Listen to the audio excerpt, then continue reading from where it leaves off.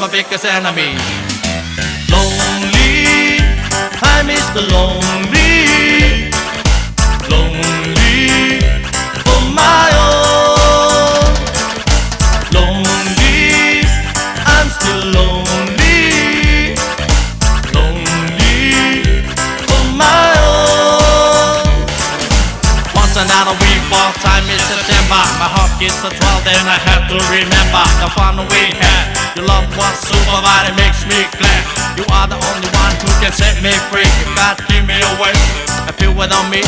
Can somebody explain me, blame me? Gotta win myself for my memory that causes pain again and again. Baby, you was more than a friend. Without you, without you, spoke with everything straight to come spoke to. You was like soulful and real too. Any problem to game about you, I never forget that time we met. The days that we got you, I am regret. And now I know I love all happy day, but you're gone, and I gotta move on. Lonely, I miss the lonely. Lonely, on my own.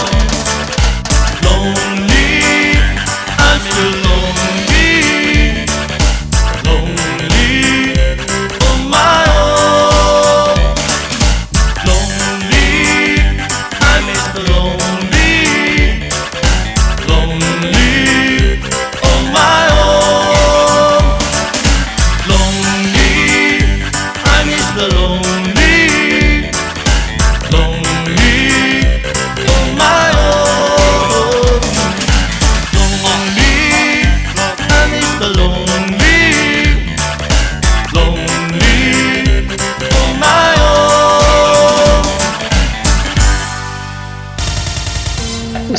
Whaafofonga o le whaapoponga fo ele nei o talafou mai Samoa. Awina sa mai mo oe e lau leiti o whalongolongo le Radio Samoa tasilima iwa tolu amo. O te whatalofo ilo tātou o tunu a matanga fo i le nei vai o sa fo o tātou whenua tala taulongolongo mai lo tātou o tunu. Wa mautu nei le viso swani le porkalame le malo Australia. Mo au nanga i ngā ruenga whaatu si tala ma whaasara lunga i le Pasifika e tā ua o le Backmas. Po le Australia Pacific Media Assistance Scheme. E whaatu pe aile wha ngā i o le ofisa tūtu tonu. O ngā ruenga le Jaws. Po le whaalaputonga o tūsi tala ma le au whaasara lau lo tātu o tino. O le asfareide o mawaina wha mautu wai lea viso swani. E tu sama le fitu se furu toru afe tā la. Mo le umi e se furu lua masina. O se tupe o le ātu tongi ai le tangata o le awa aia le ofisa, ma ngafa fo i maisi ngā luenga tau fiso tainga, ai maisi o le whātino ino ngā luenga le asosia mana o mi ai lea au au nanga. O le whāmoe moe fo i o lea tupe atoa, e whātau ai ma se masini kompiuta whāpea mea whale mo le ofisa. O se whāwhita uri e whenga i pēa i tausanga uma, ma le asosi, o le ngāo i i o lana whāsoa tau tupe, e whaangai o i ai se ofisa, ai o le whengainga wōsia nei ma le Backmas au Australia, o le ālanga longwai le whaangai o ia o ana ngā luenga, mō lona ofisa tūtu tonu. E ese mai le fitu se futolu afe tā la, le tasi o fesoasoani e le lava polokalame Australia. O le vaenga tupe le tu sa maritolu furulu a fe lima se lau tala o le a totongi ai le lisi. O le no fuanga ua iai le ofisi o le asosi. Ma o le au whainga a tore langolango o lea fesoasoani. Mo le asosi atu sitara bele au whaasara lau a Samoa. E se lau ma le lima afe ta la. O le pelestene ma le sui pelestene o le chores. Whaata se ma le sui o le pokalame fesoasoani o le Pancomans i lo tātu utinu. Na sainia le whainga o le vā yaso. Le wha mautuina o lea fesoasoani. O lo fua e wha awau mo le umi e tolu tau sanga. Mo toi wha awau na tāpunia o ngā uma i lo tātu utinu. Ma ua tolu ai nei vā yaso o wha tino lea tūlanga. Ona o lo malosi pēr le pepesi o le wha mai fiva o pōna iwi, le tanki fiva. O le wha iunga o le vā yaso na wha ilo ai li poti, le whano le ola o se isi ta maititi ona o aunga o lea wha mai. Ma ua to ono ai tangata ua maali liu talu na pesia Samoa i le fiva o pōna iwi. O le pōles freire na te nei na whano ai le ola o le ta maititi fitu tu sanga le matua, a o tau fia i le potu mō ngase tinga aina i le whale maitele matotua. O le tamaititi pito le ititi e lua tausanga le matua ua au fia le au maali liu, ona o aunga o le fiva o pona iwi telu mai le masina o Januari o le tausanga nei. I le malo o loa i pēr lao whanau mai le anga i atu i whale aonga, o lo whatino le mtanga aluenga o aonga maanga nuu feso o ta inga ma pule o aonga uma le malo, ina ia mautino etu ina atu pēr mata upu mō whanau e ngāruru ea i o lato wainga. O awala tele vavave fo i o feso ta inga wha ona po nei ua wha o ngā, mo le wha awa wina o awa onga mata upu ese mo whanau, a ona nofo i o lato a inga mo pui puinga o le wha mai fiva pona iwi. O ni usira le malo ua wha ilo le au mai o lana lango i ngā luenga le mtanga luenga o le soifua malolo i nei Samoa, mo le tonga fitia o le pepesia i o le fiva o pona iwi. Wa wha ilo le minsta o le va i fafo ni usila, le fionga vavasa manaia Winston Peters, le awina mai lo tātu utinu o se vaenga o fō mai New Zealand, po se medical team, e lango atu i le ngā luenga lo whenga i neima le au aunanga le soifua malolo i nei Samoa. E tolu se lau afe tā la se vaenga tupe, o le afe soaswani e fo i New Zealand le whaata wina o vaila au, ma isi vaenga mana o bia mo tong fitinga o lea ngase, ma le a e fo i mawheso o ta inga, a ofisa sinia o le soifua malolo i na New Zealand mo ofisa sinia, o le au nanga o le soifua malolo i nei Samoa, ina ia maua i pēr feso ta inga i temi uma monisi feso swani, e o no mana o mia. O wha iloa le feso swani e New Zealand, ma le whau tuanga i o na tangata e malanga Asia si mai i Samoa, ina ia mātala ma mata alia i le tāpena pena i pui puinga, mai le tenki fiva a o iei tutonu o le tātu o tunu umoni tā whaonga, ia po nisi fo i mafua anga e malanga mai ai i Samoa. O le oa iei le fuafuanga o le toe ae o ngā luenga uma i Samoa i le aso lua o le vai aso nei, pea mai a le aso ngafua le aso malolo le aso tamā, o le asi tia uma i le whale taalo o le multi-purpose team i tona i mato, ngā luenga uma le official komisio whai ngā pālota, ai tāpunia mō se teimi le tu maulono ofisa au tui muli no. O le aswinga o le awhaafoe uma mai ai le whale taalo, ngā luenga o le whai ngā pālota tele a Samoa, se iau ina mai ama mautu le whai unga le ai ai le whai ngā whiriwhiringa le atunu uawao, i le toe whiriwhiria o ni tofi whai pule o i tū malo mō le pāle mene. O le no whanga fo i lea sa whaafoe ai ngā luenga o le whai ngā pālota tele a Samoa, i le tūsanga e lua o lua tasi. O tala amatai o le nei vai o sa fau, soifua. Radio Samoa. Taslima iwatolu. Amo.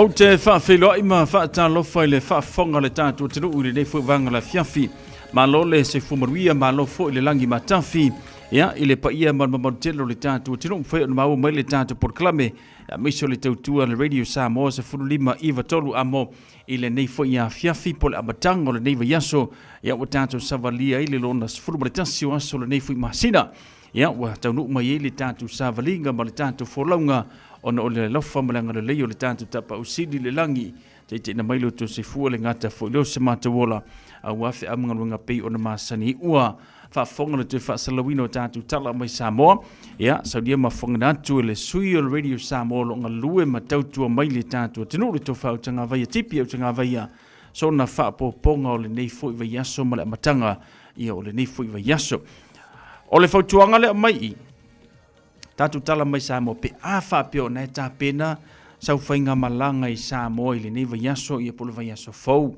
ia masalo na we sila fia le tulanga o ia le ngase ngase le tenki fiva le tatu watu le ngata oi ia pe afa pe na te alma ave na ifanau na ona tia tulanga yo au tafa tia yo au tafa ele umai aso le neila lo langi ioe au le puipuinga ma le saunga le mu siau fanau o le mele na te tauna ave i lau fa mua ia wai o tamitia tatu le nei faingo fie o ngangali le ngam ioe ngang ua le ngamu fanu ku le ngamu fa pesole e pa lar king or fa la kikide ia o lewa tau fa fonga tu ia o lo o anga i luma i el fai numero na yalo ma fana u maule soifua mauleola ia ona o le ngase o le tenki fiva ta tia la yo au tafa afa pe na e sa uni so fainga malanga male fana tau tua na ma oe le saunga le mu tau tua nga ma oe le saunga le mua siang whanau wha mole. E le whaina tātou matua wa ki ropa o kako wale koe ile se o ofo ia i mangu vai wha wale koe ile. Wale koe ile se ua se ngamu. Ai, o nai whanau. Tūlanga le na o le avatu i ele fautuanga ma le whamanatu mo oe. Ina ni tei ia ua ngai atu Samoa le fia le aiele tā whaonga ma wheloi manai ainga.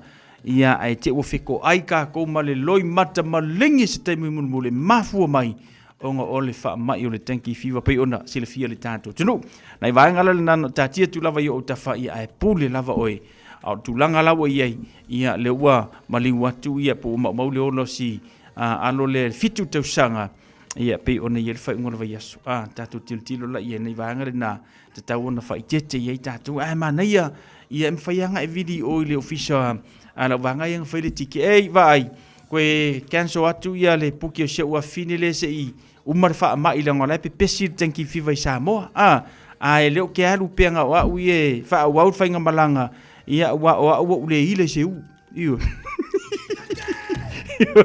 o ro pa o makwale ila se ua sangam melalena ia fa manatu mo tatou ina ia maua pe tātou le saunga le mu o na yalu mawhana o tātou iai i le neva i teimi o le pepesi o le whama i le tātou o tenu o le tanki fiva. Whaisi malulu o le whaingola vai aso a toi male nei aso. Mo vai e whale to telo i lātou o whangwhangi isu ia mwhapena o ngā maua fo i le ngase pe o na masani e tātou o le fulu. Ia lo nawinga ia vai ane po o whailo tui o le fulu ia po a pui tātou ma le fulu. Ia maisi ai ia nei tamama nei tinale to ai tau mai nei atunu ia mai le siti seni pe ona yei tātou ia va ai fa le leifa mole au fo li so nga ki ia le hita ile to ina male lo matua o nga e mai e fo ia paule me ia mafana ia ola ala e ia awa ia le tau tali atu le malulu pe ona yei tātou oe wa e masangi le malulu pule o po fese me ke maalili ai alu malako sa kama wa ile ko ile o fa se malulu wa ile ko ile fo se malulu wa makwa fe wala lo pa tu la na wa ye tato ile nei fo vanga ole fiafi male tau tu le radio Samoa se fulima iva tolu amo le wa ye tato ia wo sa wa lu se uso ya le tawa fa long mai fo le si fongo se uso ia wole ma wo fo lo na malo si ia ongol malo si mo manga va malu ku ila lo la au malulu ia mamanga va malu ku ngoma va ile ko yesi se ko ya se makafanga ongol malulu au ngai kama wo fai mama sangi le alu ku makafanga i kai me manga vai po io ile malu ia le la wo fulu Ale wo usawa la ku se usala wo manga o teksta ke uso. Ko anga ingula vai o fulu, ingula vai o leola. Io wa sa vei fie ingula vai o leola mele songa fua. Pa ia la skofi ia pa ku lo fa unga vai aso. Ia pule le se uso le vai o loki.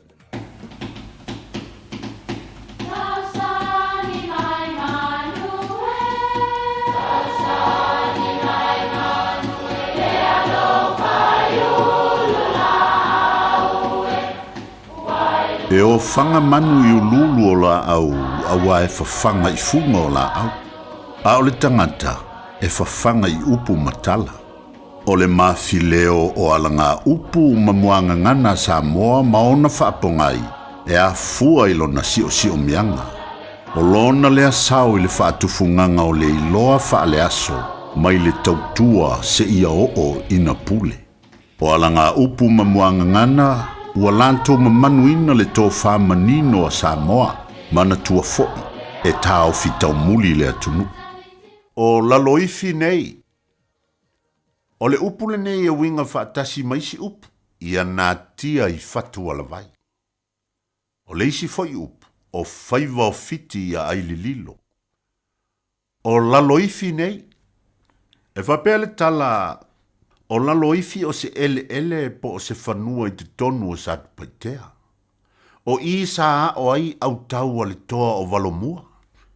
E iai se tasi o le au tau. Na alu i luma mamanta ina lana ta alo. O le tasi aso, ta alo ai ma valomua. Mai u ina whaina ai valomua ina ua pau i lalo. Na langona le fefe le tau le lea. Maanga ese o le asola. Ona ua paulo na matai a te ia. Aina whaapea antu a valomua. Sole, aua e te fefe, foi mai. O laloifi nei. O lona winga, o le mea ua tupu e tanu i folava i nei, e lei loa e se isi tangata. O lona winga so o sea mio po so o se mea e manao ia awane i loa e tangata lautele, o na whaapea leo upu ia. E ui lava ina ulangona ua e whaipopo ma e ngaoi lo ufanua ua leva o na saele nuu. Ai ole ala loifi lava i nei lau mea ua whai. Ia ona ole alofa i mata o lau whanau. Ai ua e te toe ngaoi. O la loifi nei. Manuia lau whasong. Hey, hey! Talking for the tone, so it's about Samoa, pass it to level 2, side first 5 8 to level second 5 8 to Matonia, Brian Limal, what the Limal, let's go! Whaafafonga i le tautua a le Radio Samoa, se fulu lima iwa tolu amo. Isau ia tau, nengata ula ole afo i o, ua maliela ufa alo, ole a o fo i, ua maliete umalo.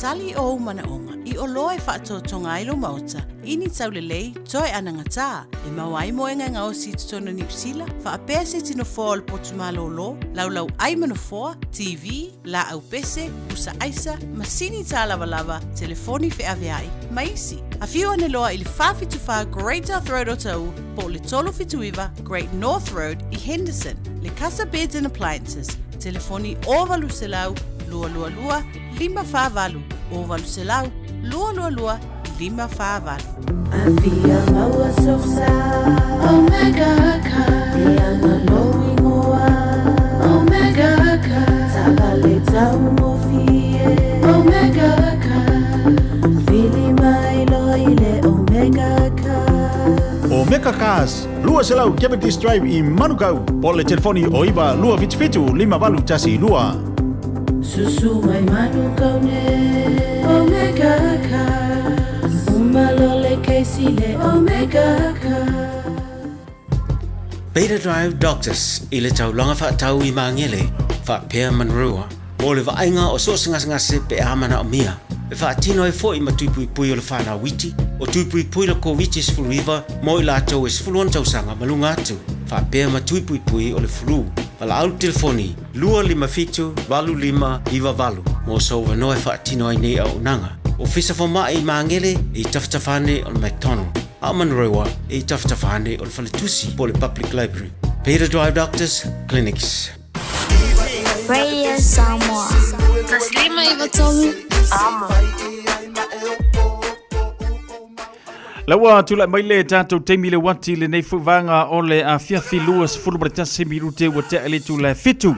Wha a whailoa I ma whaatalofa nei e tātou wo mana e tātou paanga le nei a fiafi. Ma ua mai le tātou tautua.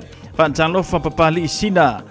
Limsa leo papali paanga masani o le tātou porklame. Le fui mafuta mai lunga le YouTube channel whaatalofa atu papali whaatele whaatasi mai. Jau so ya yo so te o talo fauso ya fa tele fa te simai le ni fiafi ya ba ia fala o le ngungu se o se fai mai ngwange ke wangalo kuini savelio le mau mai le tanto por kalame lunga foi o le tanto YouTube channel fa talo fatu mano le se fumaria pira ene liko I lunga o le tanto Facebook page le mau mai le tanto por kalame ya mafuta mai foi Swanson Rowi nai ranui le ngata foi le au pepe Yoane tinonga pe on mau mai le tanto por kalame tira sa ene lunga le tanto YouTube channel malo le seifu manuia fatalo fatu fo ya tasativa mai camproi au setalia ya ma le tautua pe on ile tanto por kalame le nefu vanga le fiafi fa mata fiatu le tautua se usia asiava Antonio Tupea male tu fa te sio le tanto por kalame le mau fa sama moni ya pe ona e fa fonga I la matango le neva yaso le ate mau se sio no fa poponga o le na por kalame ile taimi lava le nei yaso atai au le tanto wa le sio la masema losi mai le tua Luas fulu lua minute wa tele tu life fitu fatalo fa mo ona ilunga le awala fa fele mulo sa o fa si piso le tanto awala ya wa tu taula fo le telo fa au ngaluenga pe ona ye ta le nai wa matal sifi po ma lo lava fia moe io wala ngale over sa ve u ele facing moe asa vale tayo ai tua se fu manuia ma futa mai le nei fiafi sai ti elo sei o se ti wa ile basani wa abea o e mamita mitanga ilo uananga ya Samoana e pele o e ia sea male manawa na ya pana wa sai ti o te te unalo o ino ufasi o fea lava o te aluai e tu pea lava mava ai e mana tua pea lava o ilo uloto ki se tau mawhainga vai vai o te popo e po I ne I sala sa utuma sa urangana ai o te paa moe moe o oile matua paitama o te nimita lava sai ilo imoa o te tau ave oe o waolo upa asiro manga si o one pae pae malo vai e pei ole aisa ai fa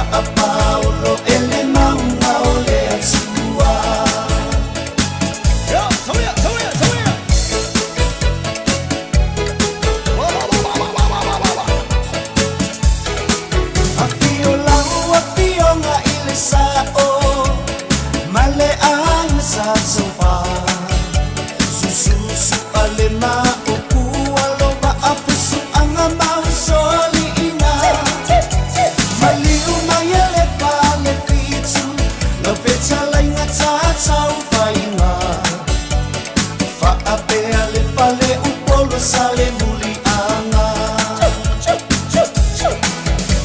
Elenga lo lava ile anga O au na ale tua Kale bele fi matsau sunu o lo nga lulu e ile la mosa Leilua mama tsau aina E kale siya mamona Le apana malea sofitu ia pia pia Sauya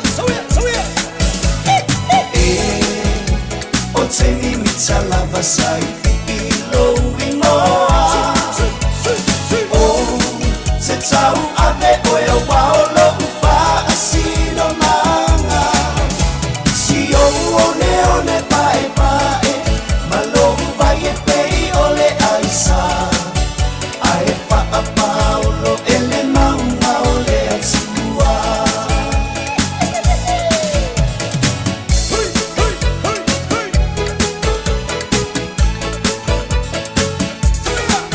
Sai piti o ualo pana Mo o ele mana mea Sama pana uso o seitu o le lalo Langyo e lango na ina O lau tau tu a la valena Itale ni maso o se matata Ia fa amanu ia lea tuo to mamana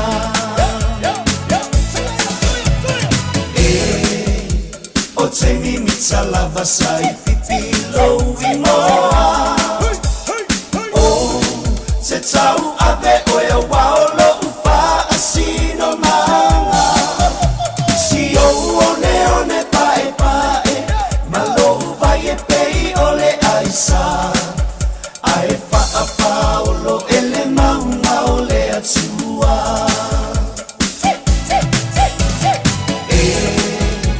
O te mimita lava sai pipilo imoa O te tau ave oe o waolo upa asino manga Si o one pae pae Malo vai e pei ole aisa Ae fa a paolo ele maunga ole atua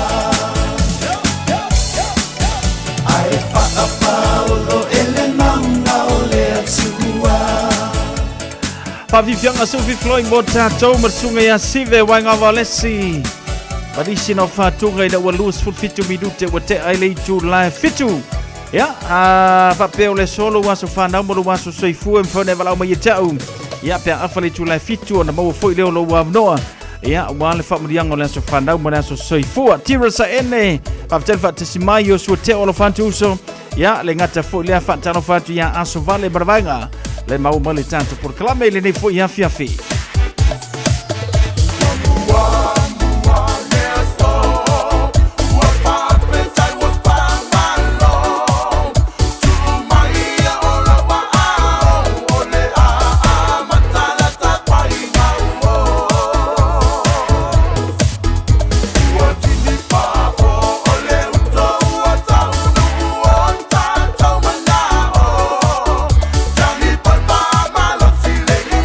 Mata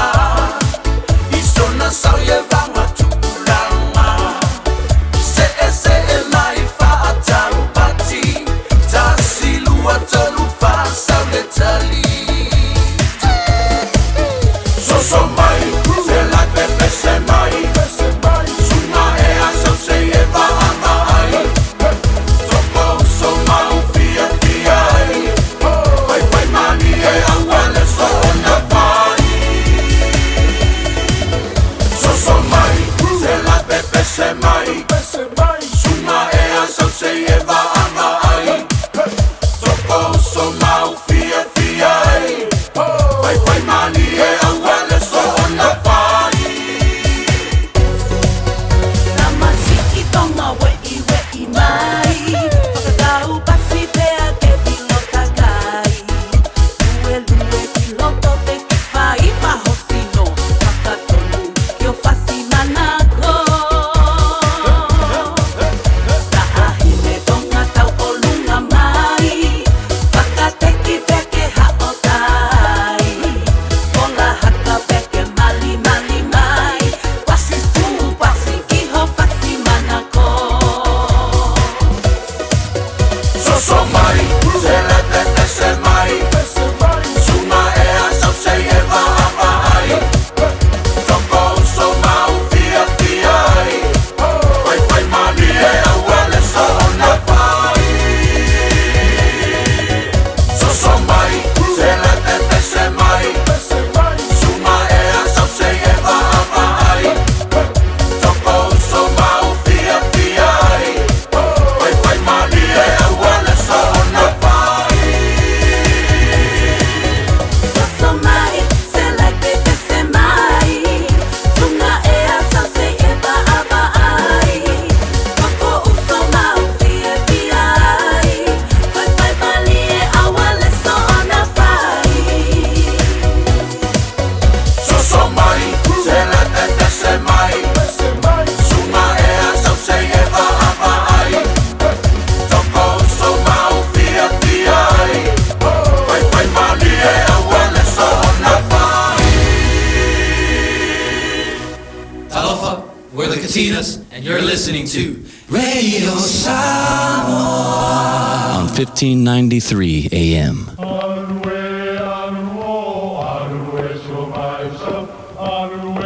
O Samoa o le atunu ua mai au na tofi. O le la au ua mai au ngā tātulanga e le to e tau au whangaina. O le vai fo i ua malili ua mai au na saiki. A o lau polo kalame o le vau filifili. Ua na o se toi wha manatu. Ua na o se toi whangu whangu i au nganuu Samoa. Mau upu ta oto, mau upu tu. E ala lea i ala ngā upu ma muanga ngana ma le vau ngana. A wane i emisia le tātou polo kalame. I afi o aso lua ta itasi le itu la e valu i lunga o le Radio Samoa. Ia manu ia tele, lau mai moanga ma lau whaasaunga Samoa. O se talawhiawhia nei Samoa, wei nei se tautua ma se aunanga family noto mai le kampani o le City Car watu si tasi dua lua, Lincoln Road, Henderson. Te maua iai le tele o tawa la poa band, e o foi tatu tawa le laiti. Tania foi la tau whaale tonu tongi e talafo, mo le tatu cashback. A man tatu lima se lausi aga i atu le lima awhi tala. Fe so te mai ungia, Peter Pernanto le numera o lua tasi o wale walu fitu lua fitu lua. Pe a manamia se tawa le fōmolo ainga i le tau malulu. City Car done and said. Matau te whaia ni fo aroi le aso lava te fio mai ai i le Shine Dental, ai e iai inga whaapitoa. Matau te salia le Afterpay, Zip, Q Cards, whaapea wins quotes i le Shine Dental. E whaia fua whaatalanoanga ma le ACC i le Shine Dental. Le aise tongi mo whanau i le bao le se fululua i le se fuluwalu tusanga i le Shine Dental. Talanoa mai le tongi ino le whainga o nifo i whaunga ai le Zip, Smile Now, Pay Later. Le aise tului i le Shine Dental. A fio mai le 555 Great South Road, Manukau pe bala au le lua fitu ono fafa. Lua fitu ono fafa mo le Shine Dental. When you shake a radio Samoa, lua lua mai, washi mai. Radio Samoa, Radio Samoa, Radio Samoa, tasili mai batulu. Radio Samoa. Le watu la mele tātou teimi le wanti lua se fulu ono minuta una tā leo le tū le valu, wha moe tā le valu, patasi me whurisunga le whawhenga pasta poni whurati, mo le tātou por kalabar tutu le upenga i le loloto.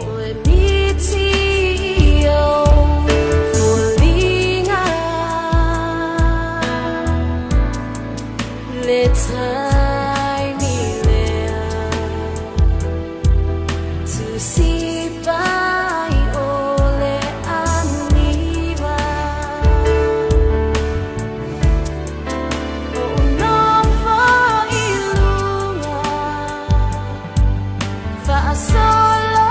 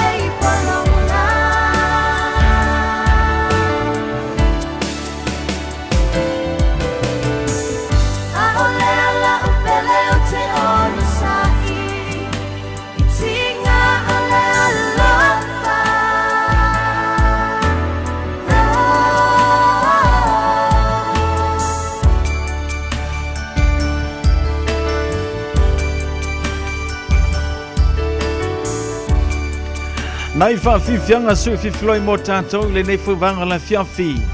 Ia, male tautua le Radio Samoa se fulu lima iwa tolu a moina wata se fulu iwa minute o na tā leo le tu la e valu. Se yo se atu le tu lea ia mō na ia tātou whaasila silanga o le nei whuvanga le whiawhi ia o na whanga solo i fo leo le tātou por club e pe o na masani ai le tautua le Radio Samoa se fulu lima iwa tolu a mo ia pe o na ia le tātou por club e le nei fo ia whiawhi lona a songa fua.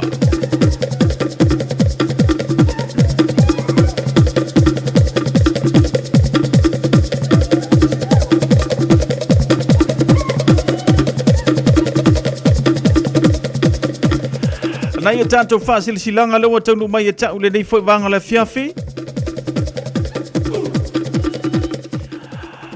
Mawhilfili ma le tātou tusi o le songa. Awa nek ngalo saulo minga o le tusi o le songa, whaatasi ei ma le lolo minga o le wawhilfili. E maua i whaanu penga o Samoa i sisifo tutuila mamanua, o nisi o tāla tu o Samoa o le alanga upu o le matawhai oi o le matai le whainga o le whaalawilave, pei o le whaapoiponga, ma liu le o se singa o ainga, Vesila whainga, paolo, si i whaaloalo, whalanginga e kalesia maritele, o le ngangana whaalolonga le fitus fulu tālalo na tau. Na o lo fisa lava le Radio Samoa i le tolu pāntolu ona hopo le avenue manukau, e mawai, mo nisi whaamatalanga wala au le lua no lua ta silima i vatolu, lua no lua ta silima i vatolu petanga iane, i le shop Radio Samoa.co.nz, whaima iesau oka o tātou tusi le nā. Leisa tātou whaasilsilanga a inga sa tā whatoa iwa. I le awama le whaaloalo e te tauai, mātou te whaasilisila tuai e whapea. Ua iai le whina ngalo o ta māpo o suafo le tātou a inga sa tā whatoa. I iwa o le awhaia le whiloa inga, ma le talanoanga a soli mawheo i umo tā whatoa muangu tutia, le ulua i ali o iwa. I le aso se furumani lua o setema, lua o lua lima i le lawa o tā whatoa i iwa. Whaasana le anga sa vai Samoa, le tula iwa i le tai au. Mātou te talo atuai ma wala au lia lo o taupa ia ma lo o tau mamalu, e susu ma tala mai a au. Tātou au wai le aso tu upoina. A wale whaboe mo i sio tātou ainga ia teu ma whaale lei. Lo tātou loto i whale. Maso ala o pule ei nofo po tātou matai. O sio tātou ainga sa fuafuina. Ma ole a le tau fia lava whai unga ole a tasi i ailo tātou ainga i le nahaso. I lou le awai mai. Ma le whaaloano lava se nia le nei whaasalaunga. E suafo le ainga sa tā whatoa. Tā whatoa waita lima. Tā whatoa angasa tā whaleti. Tā whatoa Iosefa tā whakesio. Tā whatoa laifa lima. Tā whatoa fua mai tā whamua awa. Ma isi sulio le ainga sa tā whatoa. O loo no nofo i le ainga. Mo nisi whaamatalanga e fia maramlama atili ei whaamulmole, whaafsota i mai tā whatoa fua mai tā whamua awa po esta tofi lau te vanga, tā whatoa fua maule orua tasi, o valulima, o iwa lima, po esta tofi lau i le orua tasi, o lua iwa, lua ono fitu o whaafetailawa. Afio anga o sa papalii, Whaasilasilanga i le awa ma le whaaloalo mō tama whanau umola fio anga o sa papalii o alala ma pāpaa au i au kilani Mount Ronei. Le pa ia lava lea a wale susu o le tapa au whaasisina, le susunga i le malia toa na whaalongo i ei Samoa. O le pa ia lava lea a wā usuali i susu toa o le sao na lua, le mamalu i ngoa matua a wā mango ma liwa si ufanua ma upu ia te oe sa papalii. E fia whamanatu atu la tātou lotu whamanatu o le tai au fau, e whaia i le aso sā lua se fuluma le whao au kuso, lua o lima. Whaia lea i le malu o le kale sia manukau PIPC, i le malai o fatu ngā titi, valu se fulu waili rau i papa toe. Taimi a mata o le sauninga o le tau le whai le a fiafi, whamanatu atu la tātou taulanga, e pei o na masani ai. Whamolmole e tau a ao mai le pleita le ainga, mo sa tātou whaamarastino pe amai ala sauninga. A lofangia le atua le whaamoemoe, mo moli atu eilo tau soifua, maso mātou wola tātou whelo iai i le manuia, ma le whaalalo tele revena karima whai ai, ma le laulau ale ma futanga, o loo sainia le tātou whaasila silanga lena. Mafutanga alo mawhanau a whanga whau. Ua toe wala atu i lo o taupa ia, ma lo o tau mamalu, ai tainane so upaolo ma so ngafa malo o te manuai. O le ato e whaatanu ina la tātou mafutanga i laso se furumaleono au kuso, lua o lua lima i se furumale lua i la wauli. Whaia lea i le no fuanga nu me la valu awa streeti o Tāhuhu, ia pole o Tāhuhu Rugby Club. O ai fo i se tama whanau o le neinu o whanga whau. O e maua mai le nei wha silanga, a fio mai ma liu mai tātou mafuta ai, i le wha moe mo se tātou nuu i le aso e pei o na tāu ilunga. O le Israelu lava i e su e lava lona wha malama, ma vava ai lona nuu po a mai. O le vala au atu lea ilo o tau pa ia ma lo o tau mamalu, tātou whelo i ai le na aso, whaaso tai mai le laulau i le numera, o lua tasi, o lua tasi, o valuono, lua tolu tolu lima lua. Po le o lua lua tasi valuiva, tolu lima valu tasi. O lua lua tasi valuiva, tolu lima valu tasi, po le o lua fitu, ono iwa fitu, o iwa tasi tasi. Ma fesili mo le te fono, ma le laulau ma le whaalolo lava, whaafetai o le te fono, ma le laulau o lo sainia, le tātou whaasila silanga le nā, i le nei whainga ole a fiafi.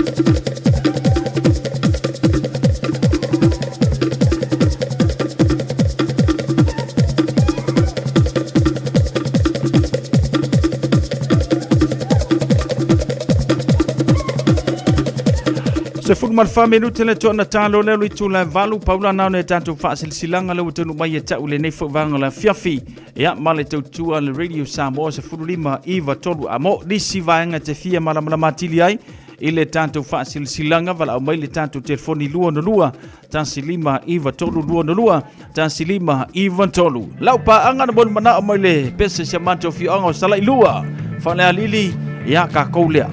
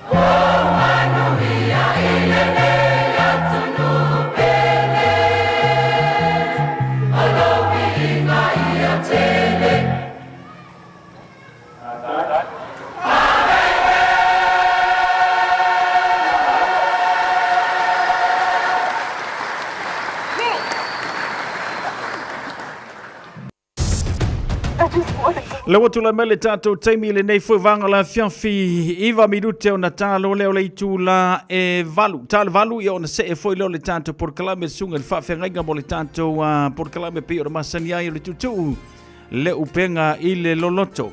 Whatalo whatu tina ngā wang whataile fantasi mai au se talia Coast. Le nganta fwe le Jacopo eti ma lor se fu manuia whau fili la vea a lo whatu whataile fantasi mai. Ya, ma le tato por kalame pe o na yeile nei fo ia fiafilona a songa fua.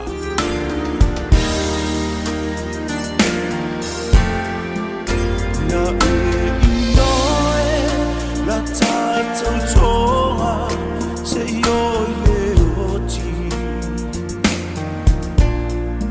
au le tu ina nau ua mafuai na lilo me amor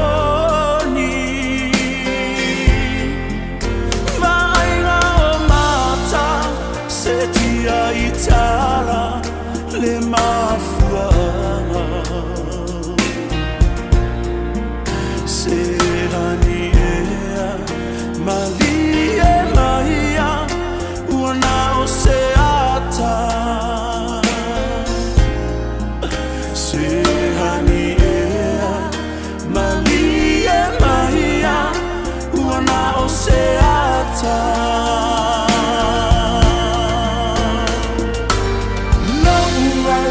Moela upele Ile amese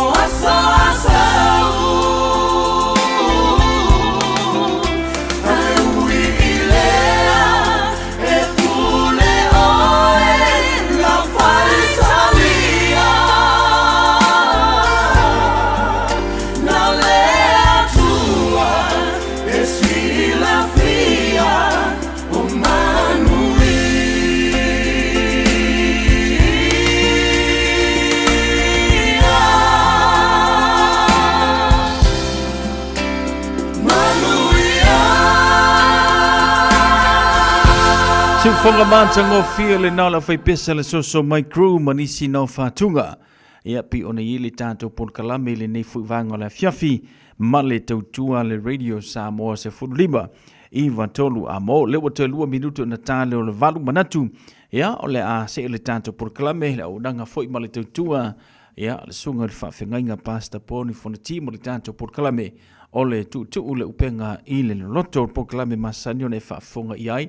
So swani atu foi mo oe mauta penanga mise lausa i linga la fiong pa ia le atua ia so swani tele mo oe so se to finga ya mise ole a folofolaina la fiong pa ia le atua ia ilinga luenga pe ona enga lueva ne lau api malau peni ia ona ta au file ona ia tato vaenga ta ua ma vaenga fa pena no so swani mo lausa i linga ile nei foi vaenga ole a fiafo le tanto por kalame tutu le upenga ile lonoto.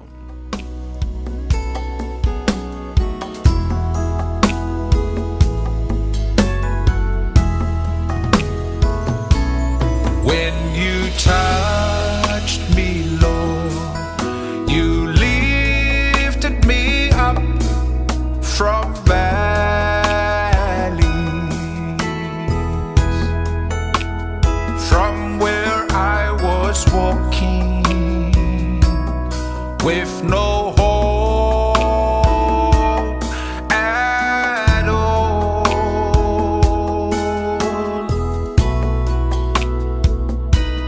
When you touch me, Lord, you healed my soul from sin.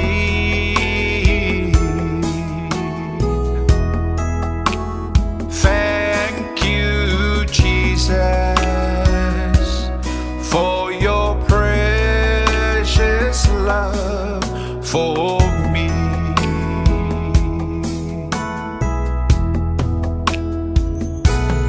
When you touched me, Lord, you lifted me up from valleys,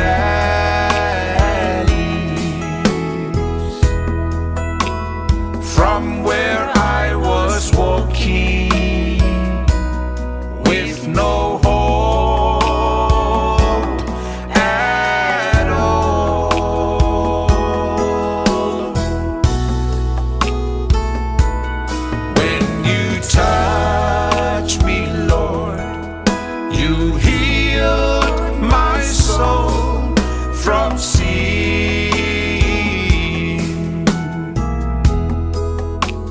Thank you, Jesus, for your precious love for me.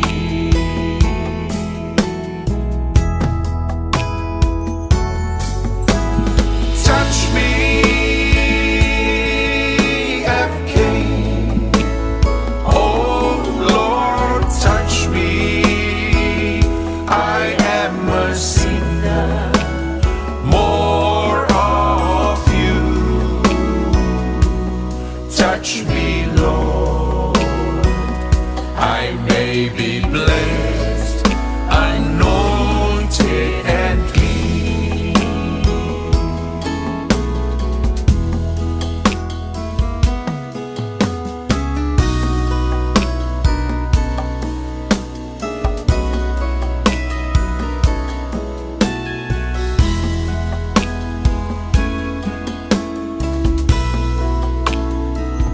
Ina ua e pai mai, ma ave ese mai au mai vadu. Ile mea sa o savali ai,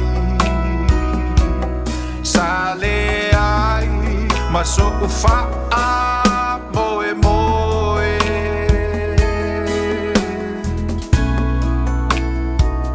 Ina ua e pa i mai, na malolo ai, lo ua nganga. Yesu faafetai, ilo alofa ua o wolai.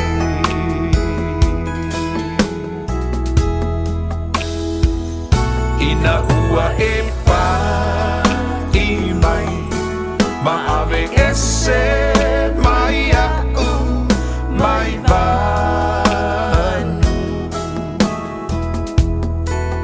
ile mea sa o savari ai sale ai ma so fa moe moe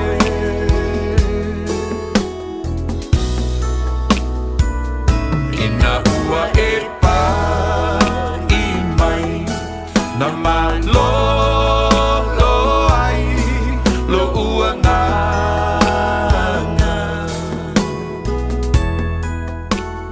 Yesu Yesu whaftai lo alofa, whaftai lo whamaoni lo mātou tua. Whaftai nganga pa ia le nei aso mātango fie, lau te tainga ma lau tau singa iai mātou. Whaftai me umalawa o mātou whaungaina, o me alofa, mau whamnianga e tele le nei aso. Io ele tua mātou te whaftai atu oe. Wa oe lava o le tua e lofa muti wale. Mātou lia fo le nei aso mātango fie, sa mātou a mata mai lava fo ili tae ao na ngā lulue ma whio ilungo le nei funga ele. Sulu mātango fie o le la, si o mātou tunu nei, ia whape foi. Le tele o vaenga o le lulangi o lo whape nao mawai au tangata. Whaftai le tua o mātou maua le nei teimi mātango fie. Te tae mai elo mātou ola. Ai lau lava manuia ma lau file mō. O mātou o mai e fo e le fiafi mātou te o atu i atu oe o iei manuia whale nganga. Se e wha manuia mai mātou le nei pō. Le ala lea mātou te sanga whaftai ai lo wanga le leilo mātou tua. Me uma we whaia moi mātou o lau whanau. Mātou whaftai atu ono Yesu le whaoletanga. Mātou mawaile, whamoe moi ola, le manuia we sau nia moi mātou le ola e whavavau. Whaftai fo ile tua I awala ese ma awala mātango fia we sau nia matapinei na ala ni ala leo. Whai ona mausa mātou fsota inga, mātou te whalonglongo I pia ila upu, I lewa yaso ma lewa yaso. Ma le tele fo o au nanga masao au na lungo le nei ala leo. Mātou te whaftai ma sanga whaftai alo wanga le lei lo saunia ma tapinei na ala ese. Maua ma saunia I nei vai teimi ma so te inga whanei ona po whaingo fia ai ona mamoli atu lau upu. Mātou te whaalongolongo ai lo mātou tua. Whaftai le tele o au whamnianga. Maua wala. Mwhai fōna whātau nuina le mātou Paul Klame ele nei fiafi mātango fie. E mātou te oatu I atu oelo mātou tua. Se e alofa mai mai whaamnuia mai. Whaau mai le nei pō le mātou. Talala upu ma mātou. Whaitawina, haoina. Mātou fitu whae fōi. Mātou te fia manuia ai lau whionga pa ia le nei pō. Mātou talo. Se e wha manuia mai ma wha au mai lo nganga le fiafi. Vela wala upo se wha mnianga. O se vai e Somalia o se vai la au e o wha o laina ai ma sui ai o mātou langona pe ai aini o mātou mawhitianga e mai se o tangata pa ia le nei fiafi. Talo le tua I e wha manuia I lau tunu o Samoa e mai se lava. Mātou umo le a whalongolongo le po I lau whionga pa ia. A uma fo le mātou Paul Klame, uma le ngā luenga, e tu mau mai ai mātou le whatau waa, ai tu inatu I atu oe le vi inga ma le mamalu, o le whanetanga, I e whapenao na whae ina pia oe, ma whaasilisili ina pia oe, me uma mātou te whaia. Nā le mātou te talo le nei e fiafi lo mātou tua. E ala atu ia Yesu ke riso lo mātou li ima lo mātou whaola. Ameni. Ya, whatalo whatu fo nei fiafi Samoa lau wha sausaunga ele nei fo I pō mātango fia u tātou mafuta e fo I tātou wheloai. Ele tātou Paul Klame le nei o tutu leo penga I le loto e peon masani ai. Au nātou e fo I mtautua lau tō au no poni fonti nei fiafi mtātou mafuta. tu fai ma fasoe le upo le tua. Ia, mai e fo stato whamnianga whalenganga. Ia, so soani lo soifua ia ma lo neola. Nano whapopo atu lava ilunga o lau flau tāpenanga ma lau sa ili linga ma au whamnianga e te sa ili ai oe i le tua. Watu ai le upo le tua le nipo i whaima whamnianga mo i tātou uma. E ala i lea o ina o lea fionga le tua. Ne fiafi, whata alofa atoi me le ngang fia me le ngang whaaloalo i le mamalu. O si o tātua tunou. Whata alofa ia wauna le tua mo tō msiofo i so stovine. Whaio e mafuta me le ni fiafi whata alofa atu me le ngang fia. Whata alofa fo i nai o tātua tu asin sina. Ta mama tina mātutua. Ia alofa penao na whaafonga funga mai ma tāptua po i mai fo i e le fiafi ia mese fo i o la o tū talo. Whaamanuia le tua ia te utau, ia vi ia le tua ma whaftea la auto tua ma la auto auna. Ala le tāpua ia o whaiva tama whanau si o tātua tunu. Whata alofa atu inisi o lo mafuta mai tonu o mauta ngase o lo whata o tolia i mai o le tino. Ia le ngata fo i le tonu o mauta malawa. Alofa le tua ma soso ni atu lo na nganga. Ia whaamalo ina ma ese ni maftiango ia i fo il tino le nei vai tau ia ona o le tele fo i o mai ma wha mai ia mese o le pesi o le fulu ia le wha malo longa le tua ia te utau ia i fo inisi o sao ni tau tonga ia mese fo inisi fta mai an tau tonga e mauta ngase ia lofa le tua ma wha mai se atu msoso ni atu foi ia mai ia wha ato le malosi ia te oe e le nei fo i vai tau wata alofa i le nei fo i fiafi na i o tato usum tua wha fine o lo mafuta mai tonu o whalpui alofa tele atu ia te utau le whangalo ina lau whainga luenga le fiafi whata alofa i nisi o lo ngā lulue nei po i tonu o whainga luenga lunga o tele tonu o mauta malawa o lo ngā lulue a ile mamalu le tonu whata alofa atu ia te utau manui e whaiva o le nei fo i fiafi stemi mai aim fo i atu ia inga tonu o malmanui a vi ia le li. Ia e whata alofa fo i le mamalu le tunu o lo whapenao na mafuta mai so o se tunu po whelawa se tunu o lo e mafuta mai e mesi si o tātua tunu pele o Samoa le fiafi whata alofa atu ia te oe le pōr swafo i so ma lo le ngā lulue ma lo fo i le sa ili ma lo ia ili manui o le tua ia mesi lava whaiva o tiute mga luenga o lo whenga iai mesi nai whanau ia mainga. Ia e whata alofa fo i le nei fiafi i to telefo nisi o loa siasi mai tono au ki le nei tele o mafuanga le ngata o mafutanga i kale sia o nuu ma lalafanga ia o ainga whata alofa whaptua ia te utou le nei po to i taliwat fo i ainga mnuu ma meo lo nofo ai ma umawai whamnuia le tua ia te utou pena fo whata alofa le nei fiafi se tasi o mafuta mai le nei po steimi mo mua le nei o e whaafonga mai mafuta mai ai il tātou pol. Klame le neo tutu le upenga le loto whatalo whātu ia toe. E le fiafi. Ia e whatalo whafo i le sunga ia sau le fiafi. Ma ngā luat fo i ma sau nei po whamnuia le tua ia sau ma le ainga. Ia le li. Ia o le fo i teimi o le soifuanga. E mese fo i le tātou wholangu whale te usanga. Ia le fo se mali la vol tātou saa.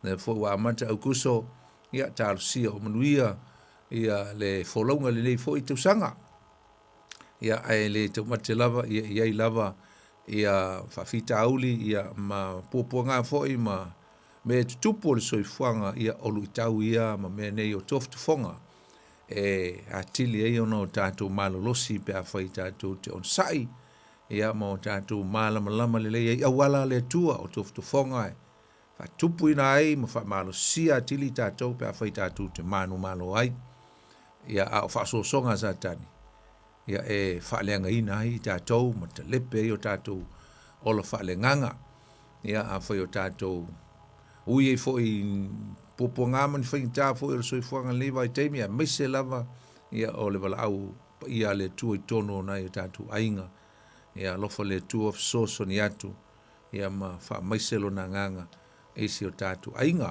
tu sai fōi manei vai tau rasoi fuanga, ia lava le li. Ia o le nei fiafi e tātou mafutanga usum tu wafine, ia o le tātou mafutanga e whataua ai fōi lea o uino le upo le tua. E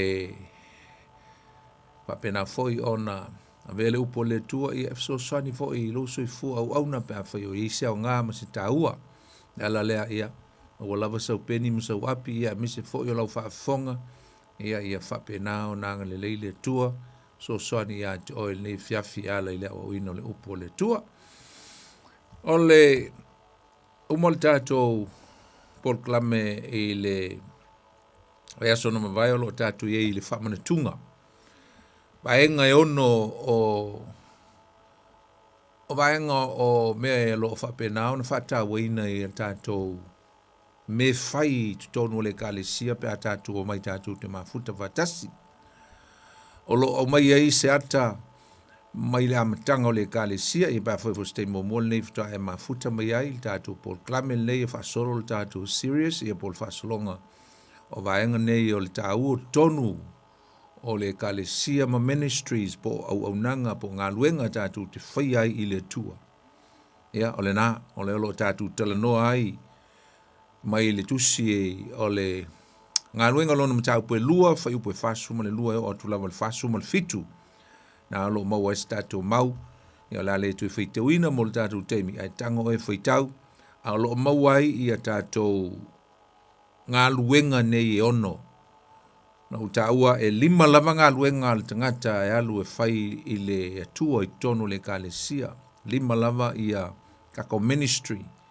E tasi lava le ministry a le atua e whai mai a e tātou.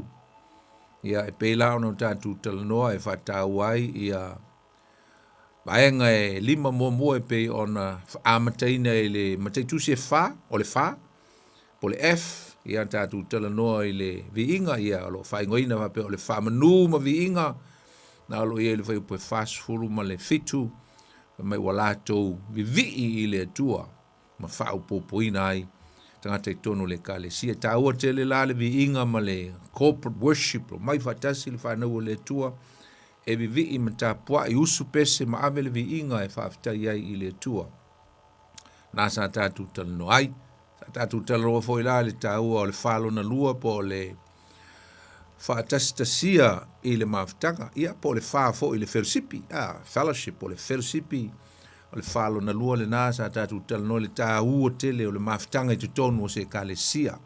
Tāua tele le nei vaenga o le maftanga o le fellowship. So tai ai ia ma alu e te alu e asilo ainga e te alu e asilo tinamalu te maa. Taimi uma o mai e le susa le nā, o le maftanga le nā. Sa tātou talanoa foi la e le tāua o le foai, ainga lona tolu, whālo na tolu, o le foai, ia, nā.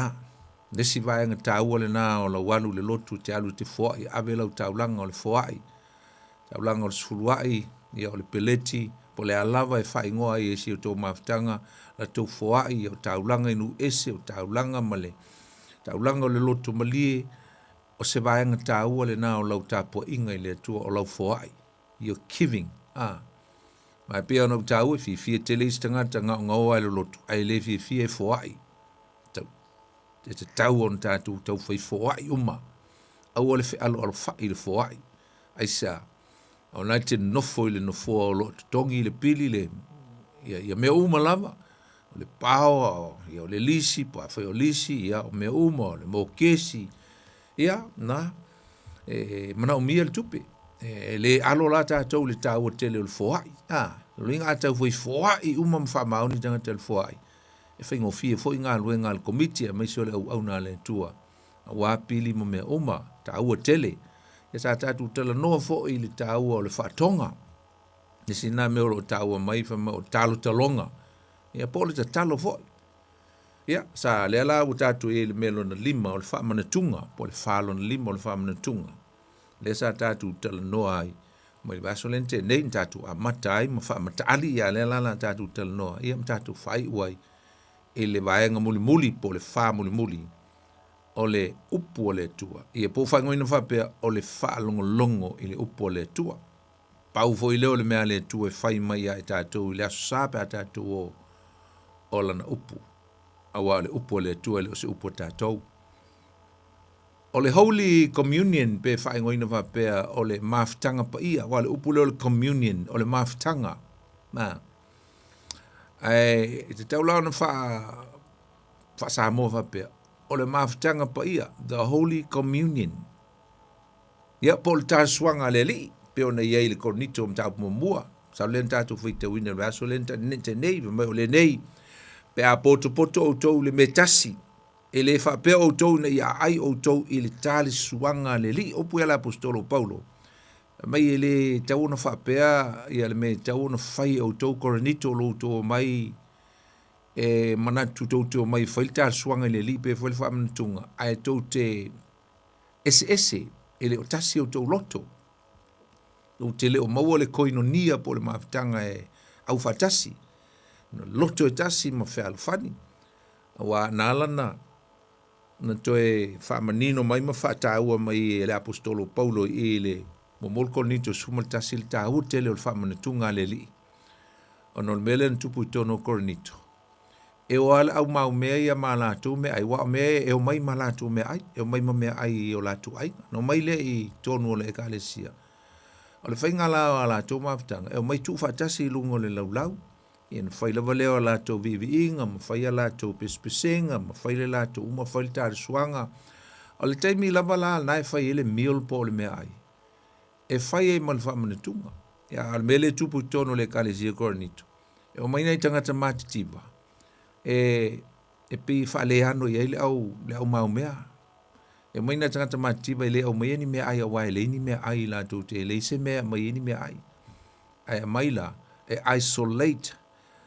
isolate pe tu ese tangata mau mea ma tangata le mau mea ai feitau a tola ia le matau pe sumalta o le winga le na mai la apostolo Paulo pele e ento ni to fale tu te no foi mo to ai ento atu o mai ai al to o mai le mal fa mana tunga tu te o mai to me ai e fai ele fa mana tunga e le to e le lau o le tal swanga le li ai tu te o mai e fa ese le si tangata listangata ele mo le fa fa ni me lo to etas o mai le o plefsi le Paulo e fa tau va e ya te o to e le tal swanga le li e tau te le lai le apostolo Paulo le me tau o le koinonia po le mafutanga lea e o mai fatasi e ai fatasi e fa manatu fatasi fi fatasi share fatasi o le mafutanga le na o le mafutanga le na mi e tono le kalesia doinga la tau yesi na link positive so ta inga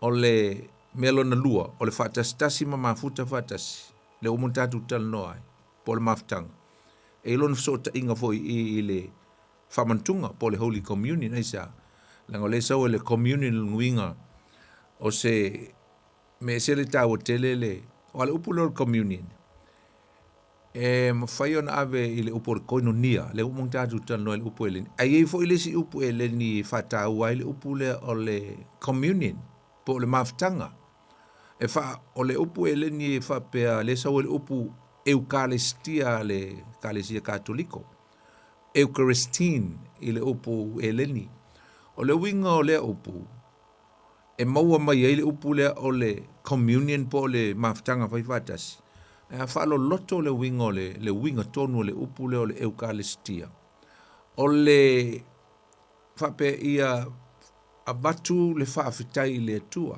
me ka o le thanksgiving to God lo inga o le tau o le upu le o le eukaristia o le whawhitai atu o le tangata, lea o le atalia, le tino ma le toto Yesu le whamanatunga.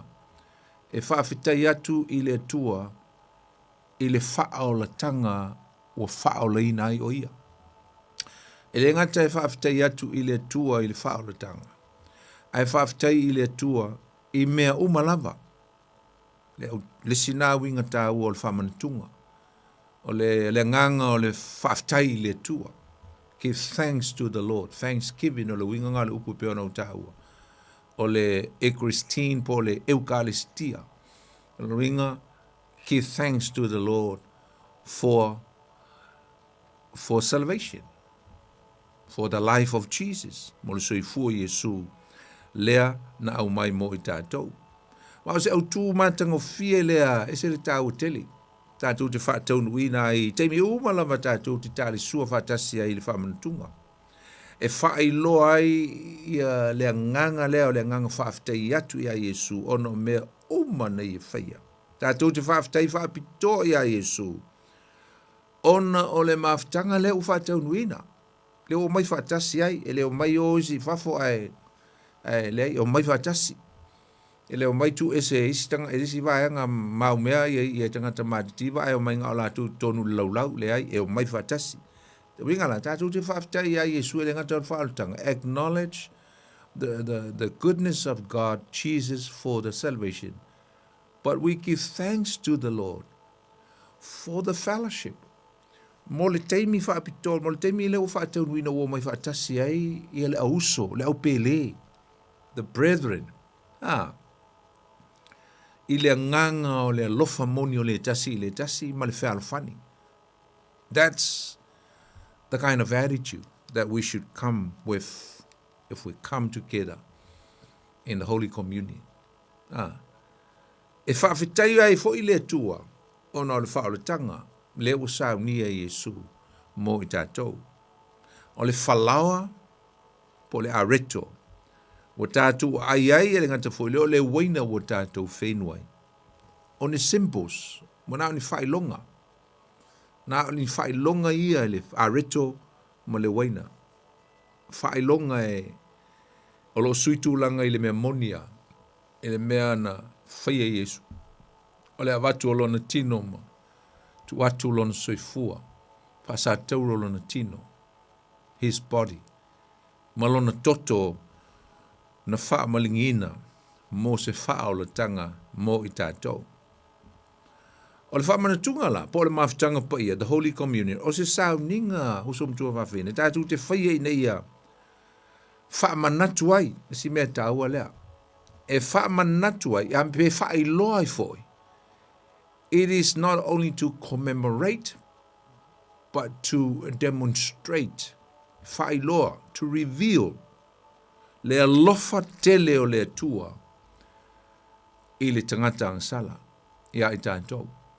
Tātou te wha manatuina ai pe wha i loa ai, le alofa tele o Yesu, o le atua ia i tātou e ala, i le soifua o lo nā tali i tō tasi o Yesu i wha o le tanga. Aisa, talking about the body and the blood, tala noe le tino ma le toto, i le areto ma le waina wa whaile ma whailonga vaia. O le tātou te tala noe se soifua o se tangata. You're talking about the life of Christ. Le alofa tele leo le atua, le wai tu ina mai ai, lona tali pele tu tasi. Mai lua lava ni vaenga tāua o lo whaungaina le whamanatunga, o le whalawa pe ono tāua, o le ata leo le tino Yesu, na whasātarina, ma le waina, o se vaenga e sui tūlanga po se vaenga o le toto Yesu, na malingi mo i tātou. Ma ni vaenga e lua, lea na whapea mai Yesu e pe ona recording e la apostolo Paulo, le momokol ni tu sumaltas, wha mai, o te tu ina tu mo o tau. Ruinga o le alofa lea o Yesu mo i tātou. Lenga ta fo lea wha mai ua wha malingina mo o tau. My blood was shed for you. Ruinga la wa mai. And that's the great love of God. O le alofa tele leo le tua. Pape nao na whatau nuina. Nai tu sia le Mateo lusu ma le ono. Whai po lusu ma le ono e o lusu ma le iwa. Pa seka muli e Yesu mo no so le ti a fitu tolu. A tolu. Pa seka lea na wha ma vai atua Yesu ai maliu ia ile le fiafi. Me wha sa turina. Ruina na tupu ile astofi, le fiafi o le stofi. Na ua mata le a fo ile aso leo le paseka. Ai na whatoa whasata rino Yesu ile asfreile. Ile te usanga le a ti a tolu aisa. O Yesu leo le te mai maa moe. E sui ai maa moe o le paseka e peo na masani e tangata Israel. Le na fulfill mwhatau nuina. Ile aso le ti a tolu. Ile paseka. Le aso le paseka. O lewa na whai mai e Israelu nei mea talu mai leo ese mai le e soto, leo ese mai e kupito. Le ana whai e le tua le whao le tanga ma we ese mai elo na nuu. Nai maa fua mai e le paseka. O lewa na wha manatu mai, fasil maa moe. A le fiafilea. O le o whailo ai o Iesu e whaataunu i nā e fulfill e Iesu fasi ngā mā moe le te le o nation e tui ma tausanga na whai mai e tangata Israel. Lo inga le te tauna to e pēse mā moe aisa o le o maliu Iesu, o le a maliu Iesu i le aso so ai e whaataunu i nai le wha moe moe. Mo le tangata. E matau le foi o le vai teimi le tūlanga o le o tūmanga wha Israelu a iuteia o le temitonu a lea ele o le aso le paseka i o le whateteinga o le aso le na luatua Iesu i le asai le asini lana malanga whatupu a o le aso ngā fua so lua so lulu o aso i e te tauai o na alu le tamā malona atali posesi o le whanau i le whaatoanga po le pāpovi po le amin po le pāmamoe e o e su e mai ai se mamoe le lei e tā pena ai ia le paseka pe ao atu i le fiafio la stofi e fasi e le paseka te mtono ale na fai e fol paseka i Iesu maun soo i tutono le fiafio pito lunga i leise mamoe na pe a le ale men fai le fiafio lea fai loa atu i Iesu le ai o ia o le tamai mamoe o le o fatau nuu ia teia ia le tele o tausanga na fasi e mamoe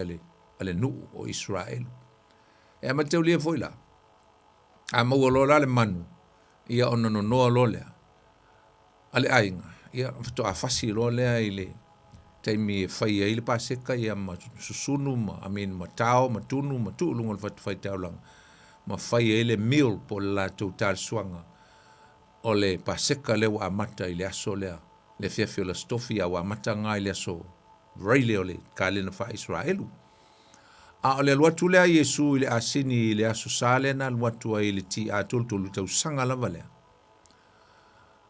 Ole whaailoa atu lea e Iesu ele ngata e lua mea whaailoa Iesu ile aso lea. Whaailoa atu ai o ia ole Mesia lea whaatali e Israelu. E po le tupu fo i o Israelu. O inana whaailoa ele meta o le Mesia na whaatali i tangata Israelu. Misi atoa i mata o Israel. O le si foi la mena misi atoa i mata o tangata Iutei. Ma Israel, tangata Israel. O le fiafi foi lea. Na tia atu lo Iesu o whailoa o i o le Mesia. Tai peia ua whailoa atu Iesu.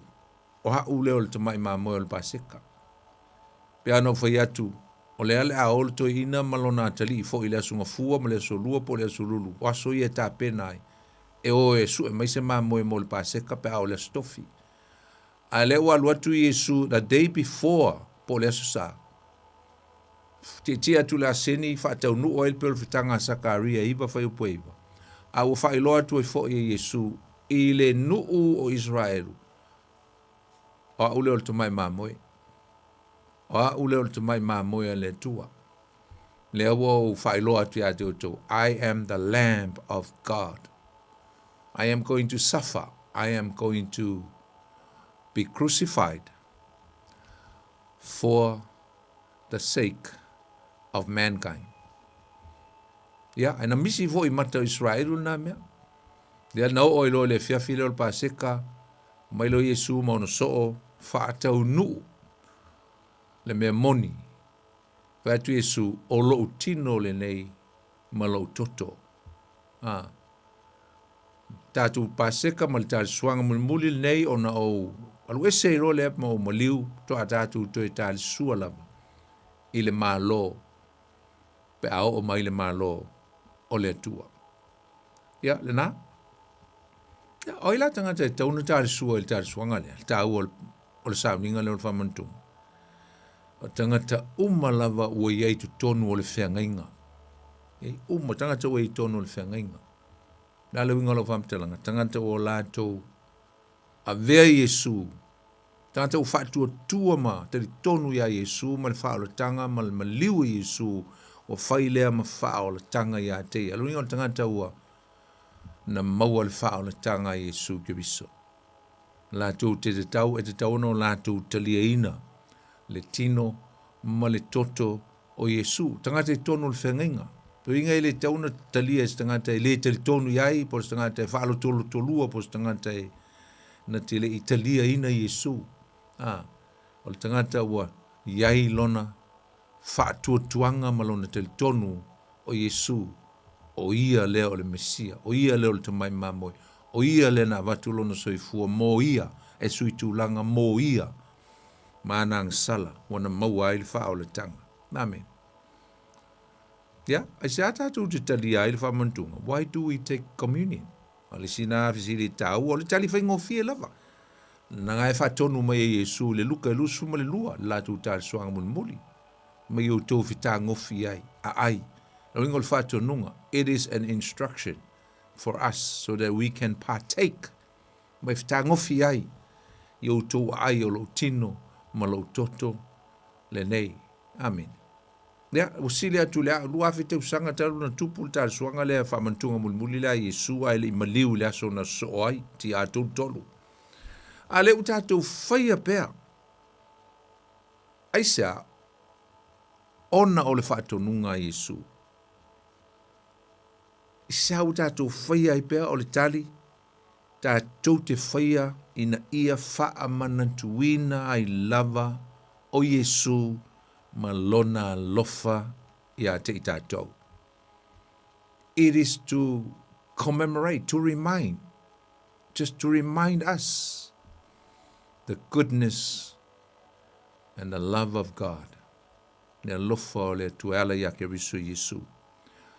Opu e masani o na ia e finau e fo ia tanga te kerisiano i whaapunga ia o le upu o Yesu. O lo tino le lei ma lo toto. Au se sau nuanga leo se sau nuanga wha le tino po se sau nuanga wha lenga. O a taimi uma tātou te whai alfa mantunga tātou te wha longo i upu ia. E wha le tino pe wha le nganga i upu. O upu e wha pea o le tino ma le toto ringa o la tātou inu toto o tangata. Po la tātou a ai se tino o tangata po le tino Yesu e le ai. E le o se tūlanga le nai le o wha le tino o le wha le nganga mai i le whetalainga a Yesu o se ata. Ringa o teimi uma tau te whai ai e tau te mana tū ai le mea na wha sa tau roia. Ma lo toto na malingi mo o tau. Ai tonu lani vaenga e wha maamlama mai ai tātou le tau o tele o le tū le wha le nganga tala no a Yesu e le o tala no a Yesu wha peo. Ma tātou whai ai leo teimi uma tau te whai ai, wha mantunga o le a tātou sauni e inu se toto po le ai, wha le nganga il wha tuatua, e tātou te mana tua ai, le tino moni o Yesu, na wha manu aina, ma wha malepe ina i lunga le sātou. Wha mana tua i le malingi o le toto Yesu, ai tolu ni vaianga tāua. O le vaianga momua, o le me momua, tāua le wha mantunga, e wha ai loa ai. It is to reveal Christ, for the proclamation of Christ. Fa mai mo mokol ni tau po la apostolo Paulo ron mata po sumaltasi fa po lus fu leono ne fa mai awa oso umatu te aya ile nei areto ma feinu ile nei ipu e tau te fa ai loa tuai fa longo ipu tau ia lo maliu fa ai loa tuai lo maliu. What is that? Alala fa ai loa tu lo na maliu. A whaia la tātou whaai loa ina i le mea lea le tātou tāle suanga le maliu o Yesu. E leo le whaai loa la mo tātou tutono le au whaatua tua po tutono le li o le kalesia. But when we talk about to reveal, lo ringa tau na whaai loa atu i le lalo langi pong sa. O tātou o tangata ia o mai ma futa ma whaalafani ma tāle sua ma wha manatu le mena whai Yesu mo tātou. Ai uma tātou o whaai loa le maliu o Yesu, la le winga le upu. Tātou e whaai loa le wha o le tanga. Whaai loa, to reveal. Lagai tā ua i o upu mai, e whaai loa tuai, lo o maliu, se ia ho'o. E ele cap, e ele dash, e ele vasenga inga. Mai le teimi na maliu o Yesu. Le a tātou te wha manatuina i aso sā, luinga wha manatu mai tātou, i al tātou mata whaioi, one of our responsibility is to reveal, is to proclaim, is to tell. Let the darkness knows about this act of Christ, le mea na whaia Yesu. O le a, o le wha o le tanga, o le maliu Yesu o le wha o le tanga. whaailoa toilo na maliu, se ia o until his return. Se ia o le almea ka koe whai le valea, le dash, o le whaailoa, le ngā le whamanatunga mangungu, whamanatu, ma whaailoa. Mai e whaailoa tuai, se ia o I lona toi e fio mai.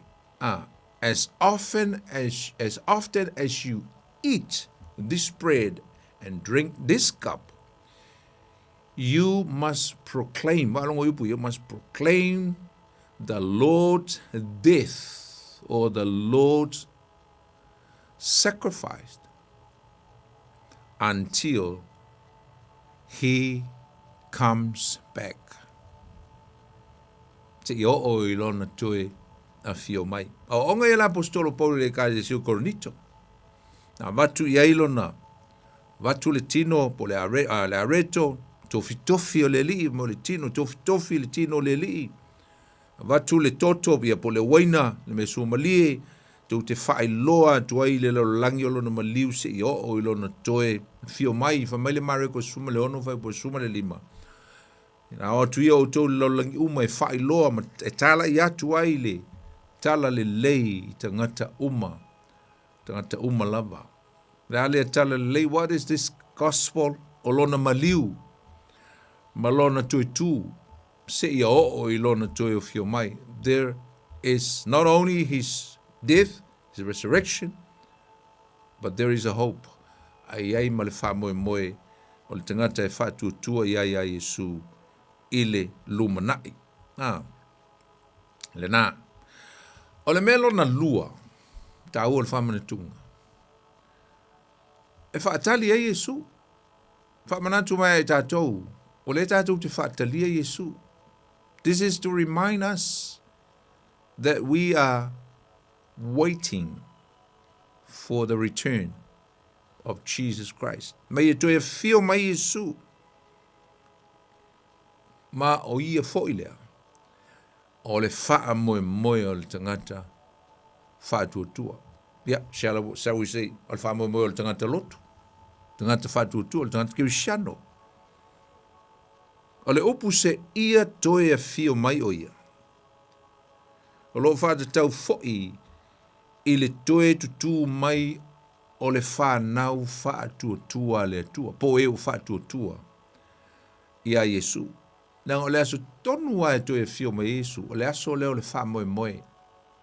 It's a glorification o le aso le wha moe. O le tangata kerisiano wha tuatua ia Yesu. O le toi tūla, o se wha moe fo I lea mo I tātou uma wa vea Yesu ma li ima whaola.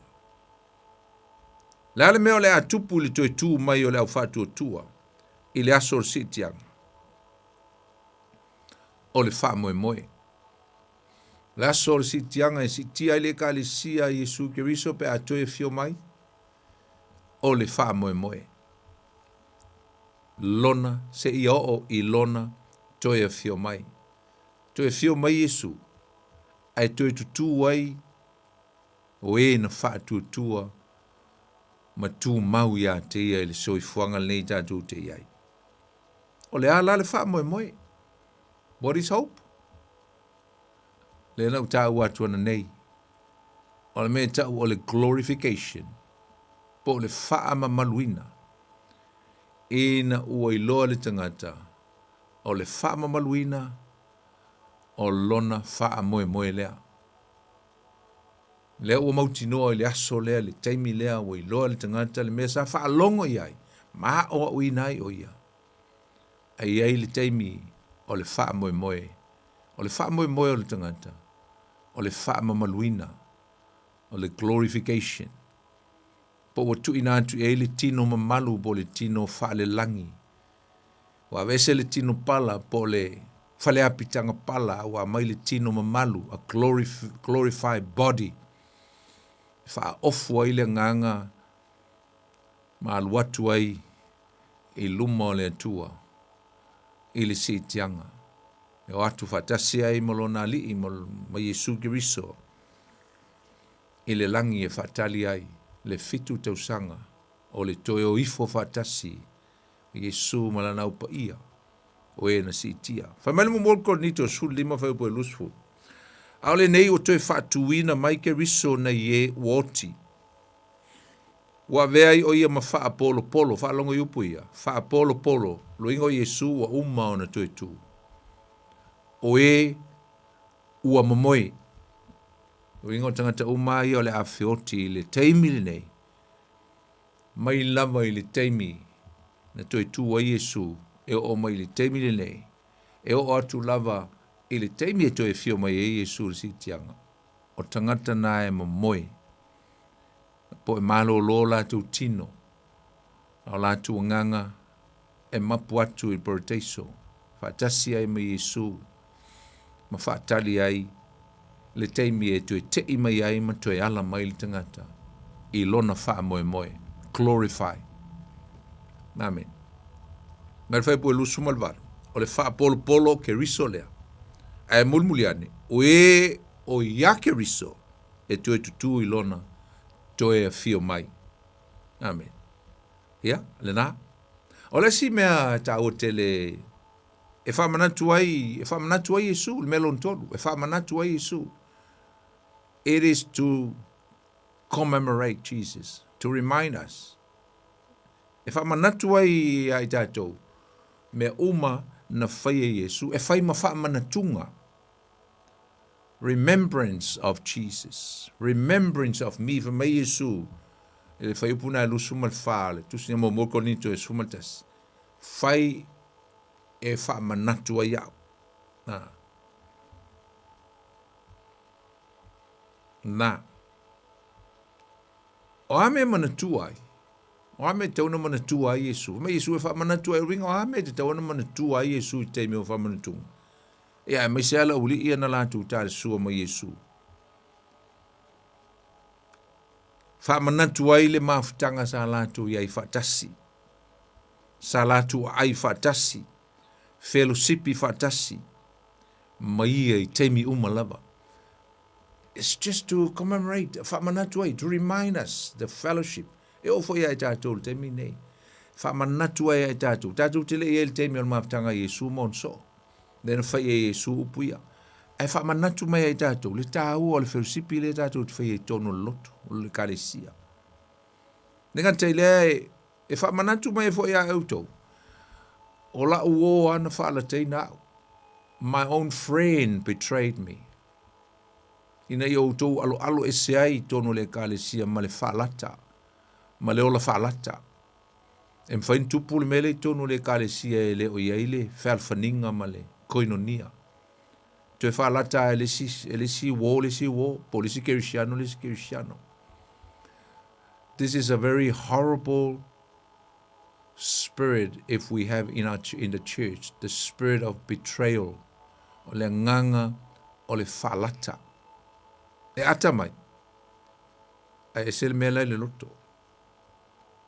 Ma Yesu, wha manatu ai fo iau, sa au whaafitai I le atua I mea umalava, na ia whaia, na u whaia. Wha manatu ai iau, I always give thanks to my Father for everything that He has done, things that He does for us. Whape nā fwoi tātou, e wha manatu ai le nganga whaafitai le na utaua le amtanga. Le upo le Eucharistia, le nganga whaafitai, wha manatu mai tātou Yesu e whaafitai, wha mau si tia ia le ipu ma whaafitai, si tia ia le areto ma whaafitai. The wing o le tāua o le mawhitanga, Eucharistia, le nganga whaafitai I le tua. Amen. Manatua iau, sa o tu ina atu, ia loo lava toto na malingi mo tau. Ma lo tino na ia wha ma le peina. Wha sātarina mo o tau. Wha manatu ai mea nai, wha manatu ai a te utau, o te alofa ia te utau, nā leo no whaia mea. Wha manatu mai au, sa au wha tautau, sa wha tautau ina au le sa tauro ai le aisa wangasala. Ina ia maua e oe ma ul wha o le tanga. Ma wha sa loto ai oe, ma mauai e oe mau le ola e whaavavau. Whaamanatu ai iau sa au whaia le tongi ola ma suia le leanga ngai i le whenginga fau ua e iai nei ma o iai nei pe a whai o tā maua le whenginga lea. E whaamanatu ai na o wholwholei nei lea po whaato a tātou toe whiinu whaatasi ma ai whaatasi i le whaamanatunga po lesi tāru suanga pe a o mai lo ma lo. Na le tuse ma reko su whawhai po lusu ma lima. Mai te le toe ai lava i le nei tāru suanga. Se ia o mai lo ma lo. Wow, se le mana ia tātou toe tāri sua whaatasi ai. Ma Yesu. Ia i lona la ai i le malo o le a whaia Yesu lona malo. Ma tātou iei whaatasi lunga le fungai le nei. Pe a toe fio mai o ia. Ia, walawa le nā whaamanatunga. Tāua i o le whaamanatunga. I le sifoi teimi. Ia pi pala ai si tangata inu whaamanatunga ma ai whaamanatunga. Ia, sa o lawa langa nai mai ia mai la o ngana apostolo Paulo. Mai ia su e lava o ia te oe. Ona e tāre suaila ia lea. Te loa te tonu o le whaamanatunga e mō le tangata sala. Awa le whewhe tango ia i pia whai e te loa i sala mō. Whai ili me foi lele o le ai, ia koe alu foi koe whai ale mea ngai, ia sa foi koe ai le whaamanatunga, koe alu a koe whai le mulua, sa koe ai, koe alu a koe whai le mulua, sa toe ai. O le mea langa ata o le whamai. Examine yourself. So sue o ia toi. Ona e tāre sua ile, whamai o le mea na wa tele na. Whioti ai mama mai il tele o tangata. Ai sa, o le ai ma le whaale te tau. Ai e leise ma tau. Tāre sua e leise. Ai o le tangata anga sala. E tau ona ai il whamantunga ma inu bea whai lo usala mo. Nei am se se perfect, leise se ato toa e le anga sala. A le tau o le tatu, ai ma wheinu mo le tatu loa. Tau na la i luma leo la whaale nganga, leo la whaamamama, leo la whaapa ieina ma sola ese. Sola ese mai me leanga ma vai vainga. O le soifuanga. Mai le tala le si tusi no fai tau ese tasi o tangata Kirisiano e whapea. A whai e na whasa mo e whapea. A whapea ni whapea. If you think that you're not qualified for the Holy Communion, then you're not qualified for heaven as well. Whamai a whai e te ilo e le tāla whea ngai ona e tāli le whamanatunga. Pe te whewhe pe, lono e ke le qualify foi. Pe le tāla whea ngai foi oe. Ma le langi po le ola e whamavau. So it depends la. Wai le taunga ai le tangata e le ieisana whea ngai nga ma ke risu. Apa e le maalam lama na te iloa. Al tangata le waila na whea ngai nga ma. Maalam lama le lei. E le tāua tele o le tāle sua o le tangata ua Samoa to toa ma vea o le tangata o le e kalesia Yesu ina ua whātua tua matalia Yesu. Ia, o isi a fo e kalesia e strict kai me whapea. Ta leo ta ole upulea e kalesia, msalo isi e kalesia. Ia, e whapitoa tangata te o tangata ua wha e kalesia ina po tangata ua wha tangaina o na ai a pauia o tangata e tāle sua. Ai ru tel tonunga. Wanse te talia ai ia Yesu malana o onga malana wha o le tanga malmena i whaia moe. O oe o le tangata. Ua tāle whea ngai o na e tāle sua. E wha manatu o tua i atu e mea umaia. Na o tāu ana nei. Tātu se e atu o le tātu wha mulmuli. O le upo le atua pe wha mwingaino whapea. Wha tāua whapea. Wha longo i le upo le atua. O le upo le atua e tauna wha longo i. O le upo le atua e tauna whaitau ma wha longo i le tangata. Te tauna launga ma whaitau ai le tangata. Pau foi lea o le mea e tātou teo expect tātou teo e whatali po le ale mea o na af. Le a whetala i mai eile atua i le aso sā ma le aso sā po le aso lulu po a umalawa aso tātou teo ai a e fola ma o le upo le atua. We go with expectation of what God is going to speak to you and to me. Nāle mea o le a sāu noa mai eile atua le lana upu. Ta aua tele le upu i tonu o le kalesia. E sea mai lau whaitau tu spaia ma lau su e le fale. Le alu lea i le au na le tua o la ua ta pena ma su se me ai fa le nganga mo oe i le asu sa ese le taua ai sa e tupu lo fa tutua i lo walu te fa longo ma fa longo le upo le tua pe opo Paulo le salamu a le Roma e se fulu vai po sfumar fitu e tupu le fa tutua i le tau longo po le fa longo fo i le upo le tua. Faith comes from hearing the word of God. Fa longo i le upo le tua. Taua ia. Fa alu le teimi taua, le teimi au ngana, te alu e le farsa, te alu e te fa longo le upo le tua. E lima au me te alu e fai. Ai tasi ale mea ngai, ai loa le tangata le taua le mea le tua, leo le alu e fai mai moe. Lo inga fa o sofia ilo fia alu le aso sa, fia alu le lotu, te le mana e misi. Te le mana e misi. Wai se e manatu le tapenanga le vai au le vai aso ato. Lau tala voi le masin fai matu karisi. A u tapena ina le launga mo o le vai aso ato a e le sau. Ona o se mafuanga e matu wa i le tarfiangai. Talo fai. Talo fai lau vai au le sa ili ma le su e ino le upo le tu. Ai matua i mea noa ia o e ma ele amana ia ma ele pole le upo le tu. E le tala ma na ia lava o lo il tu se luka mta pu se fulu tolu valu e o a ele fai unga. O le tala ia Maria ma Marita. Na e fai mai ele le tala fai mai ua. La tu Yesua fea tu se tasio ainga ia le sa fai tawina fai mai o la tu o na fea ne leo ia ili tasi ai. O le tasi fa fine ingo ia Marita ua Natalia o ia i lona fale. Talia e Marita Yesu lona fale. O lo rauso foi ingo ia Maria ia po tua fa fine ia o la salo. Ua nofo o ia i lalo i tafa o vai o Yesu fa longo. Ma fa longo i le upu. Ma fa longo i ana feta lainga. A ua ti ngā Marita i le fatu ainga. Po le mea lai bevesi mai ma pisi mai tua o le umku i le umkuka. Ua tu mai ma fai mai leli ie. I te le manatu mai ea.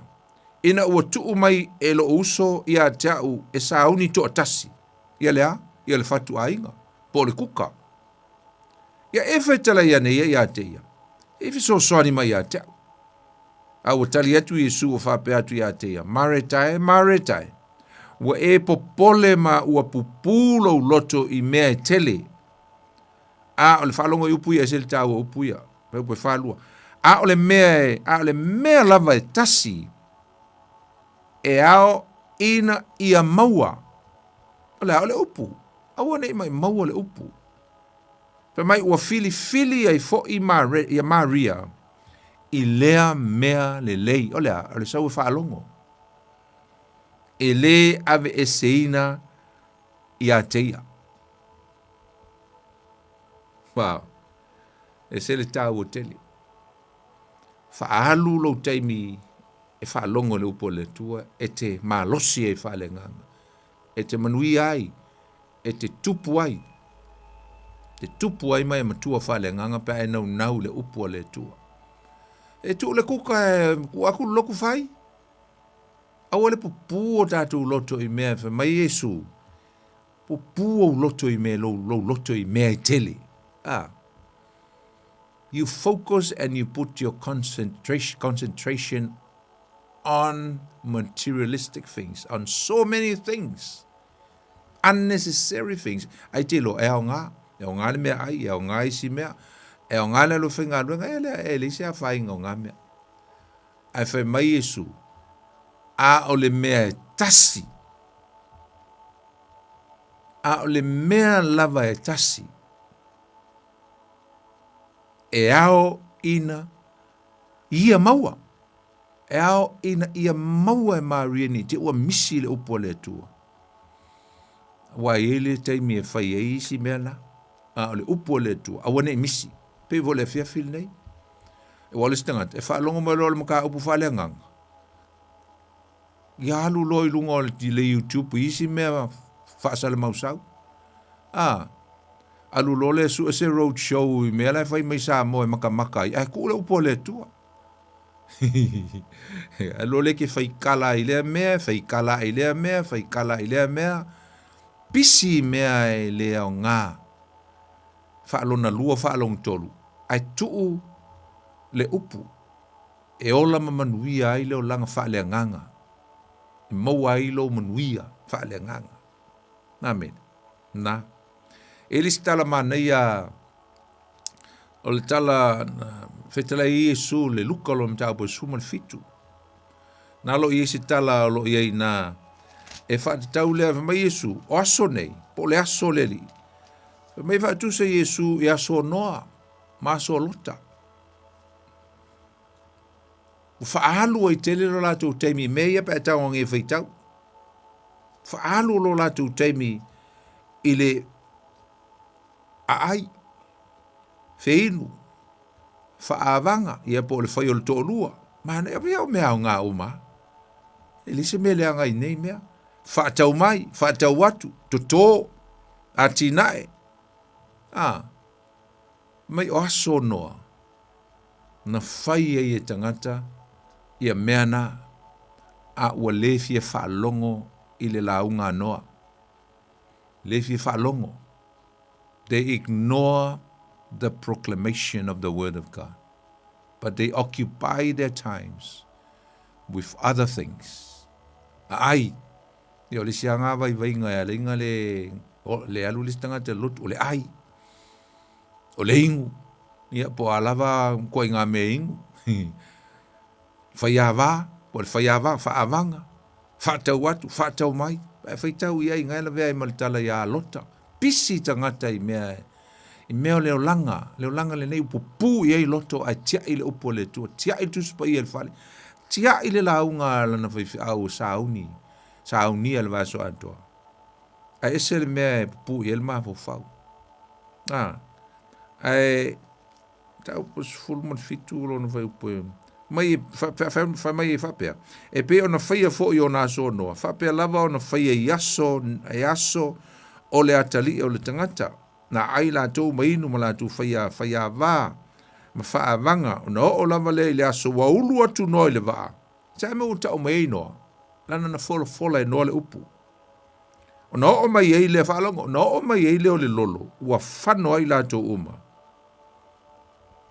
peia o le teimi le nei le fola ino o le upu o le tua aisa e le to e sau se lolo ai sau le unga e sau le whaamisnonga. E sau le unga. Sau mo le whaamisnonga le atua. O le whaamisnonga. O ai tolu whaamisnonga i le whai unga. Ia, le steimi e tala noa le nawaenga. Ai le whaamisnonga tātou te le fio i. O le whaamisnonga mulmuli, le whaamisnonga i luma le no fōsina sina. O le atua. Whaamisnonga i whaamisino i nai tangata uma i le iorsi tianga. A o tangata na ola i le amio le anga. Na fiu noa e wala au, na fiu whai au e wala au, ai le kea i le upo le tua, le teimil nei. Alal mo iei, ua maua i pupunga, maua i maftianga, maua le malaia, ua o mai, ona o le ai si teimi e wha longo ai, ma wha o ngā maola i le upo le tua. Ese la le tāua usum tua whawhine. O le upo la le tua, o le tāua le upo le tua. E iei ia mea e tātou te wawai e anga i le fionga pai a le tua. O lo whaatusa mai e le fionga le tua i tātou. Ia tātou wawai anga i le fionga le tua, ma le tātou whaonga ina le teimil nei. E se fulu le leia mo meo lo whaatusa i e le upo le tua. Se fulu le leia.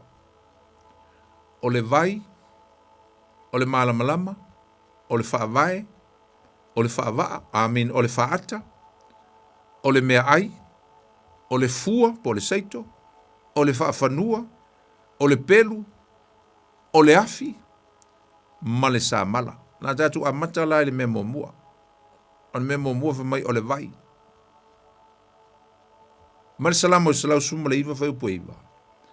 E whapewhia e on whamamaina le tau le o nala. Le upu whamama, purify le ringa, has to do with water. Whapewhia on whamamaina le tau le o nala. Whamaile o le tali atavita. Ona ua tausi ai e tusa malau o fionga. Ona ua tausi ai, mo inga ua whai maustai le upo le tu. Wa whamama lo inga le vai.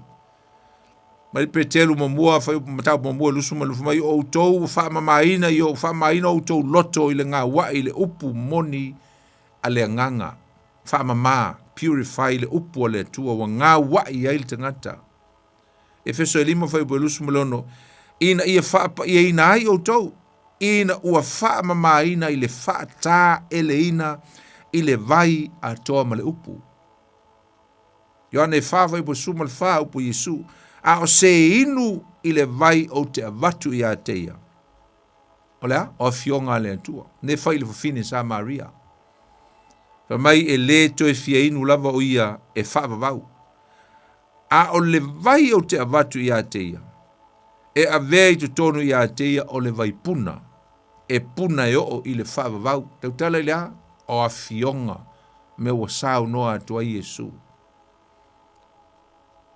Salamo momua, lo iu whape amu ia le tangata e le savali e filifilinga e a mioleanga. Le a meo lo tautala iai, o lo tautala i le wha mamaina i le upua le tua. Ai nau o ia i le tū la fono o le upua le tua. Ia, tātou saula ia le i le melo na lua, o le malamalama, o le fionga le tua, o le malamalama i susulu mai o tātou wala pongsa. Selamo selau sumaleiva fai upo e selau malima. O lau o fionga o le sulu i o vai, ma le malamalama i o wala. Alang tātou o le asā le lotu, tātou teo ina ia sei, tātou whaalongo le upu. Whaasusulu ai o tātou wala, whaamalamalama ai o tātou wala i le vai aso atoa leo la tātou woa ai le ngasu le lalangi. Mau ngā le upu o le tua. Whaatoa te ono whai po lusu ma le tolu, a wā o le polo a inga po le upu. O le sulu lea. Ma le upu e ao o atu, e malamalama lea. E shine, e malamalama, e bright. Mai o inga fo'i, e ao o ina ai, o le ala, o le ola lea. O le upo le tua, o le malamalama. It's a light. O le upo foi le tua, uso mtua mafini. O le papa whaavai, it's a foundation. Whaavai i o tātou o langa wha le nganga le upo le tua. Le ai whaataua mai e Yesu i ana sau noanga le matei e fitu whai po lusu mal wha. O lusu mal fitu. Wha mai o le nei aise whaalongo i au upu. Whaalongo i au upu. Nei mawhai. O te whaatu saina o ia i le tangata poto. Ua na whaialo na whale i lunga o le papa. O na tō mai leo wanga, ua o mai fo i tā whenga, wangi mai fo i le matangi, o pesi mai le whale, aile i pa u lava ia, awa ua whaava eina i lunga o le papa. Ele o tau tala Yesu i a te ia o ia o le papa. Yes, tātou lo Yesu o le papa. A o lo refer, bo, Jesus referred the solid rock, or the rock, to his word. Ia na upu, fme o le wha longo, i la upu, ma whai. E whaatusa la le tangata lea ua na whaia le upu, ua whaalongo le upu. O le tangata poto ua nofo ma whailo na whale, i lunga le upu leo whaalongo iai. Tō mai lo leo wanga, a lae mausali aisa, o lae mau ia o onga Yesu. Sawa isi o onga se lue lo whale, sawa isi meo le lo langi whaaso songa i tue whaaso oe, lue oe, a lae te mau ia o onga Yesu. You are holding on to the word that you hear and abide to it. Mataofi matu mawai. Mai o le whaalongo i upu nei mawhaia. Amen. Na.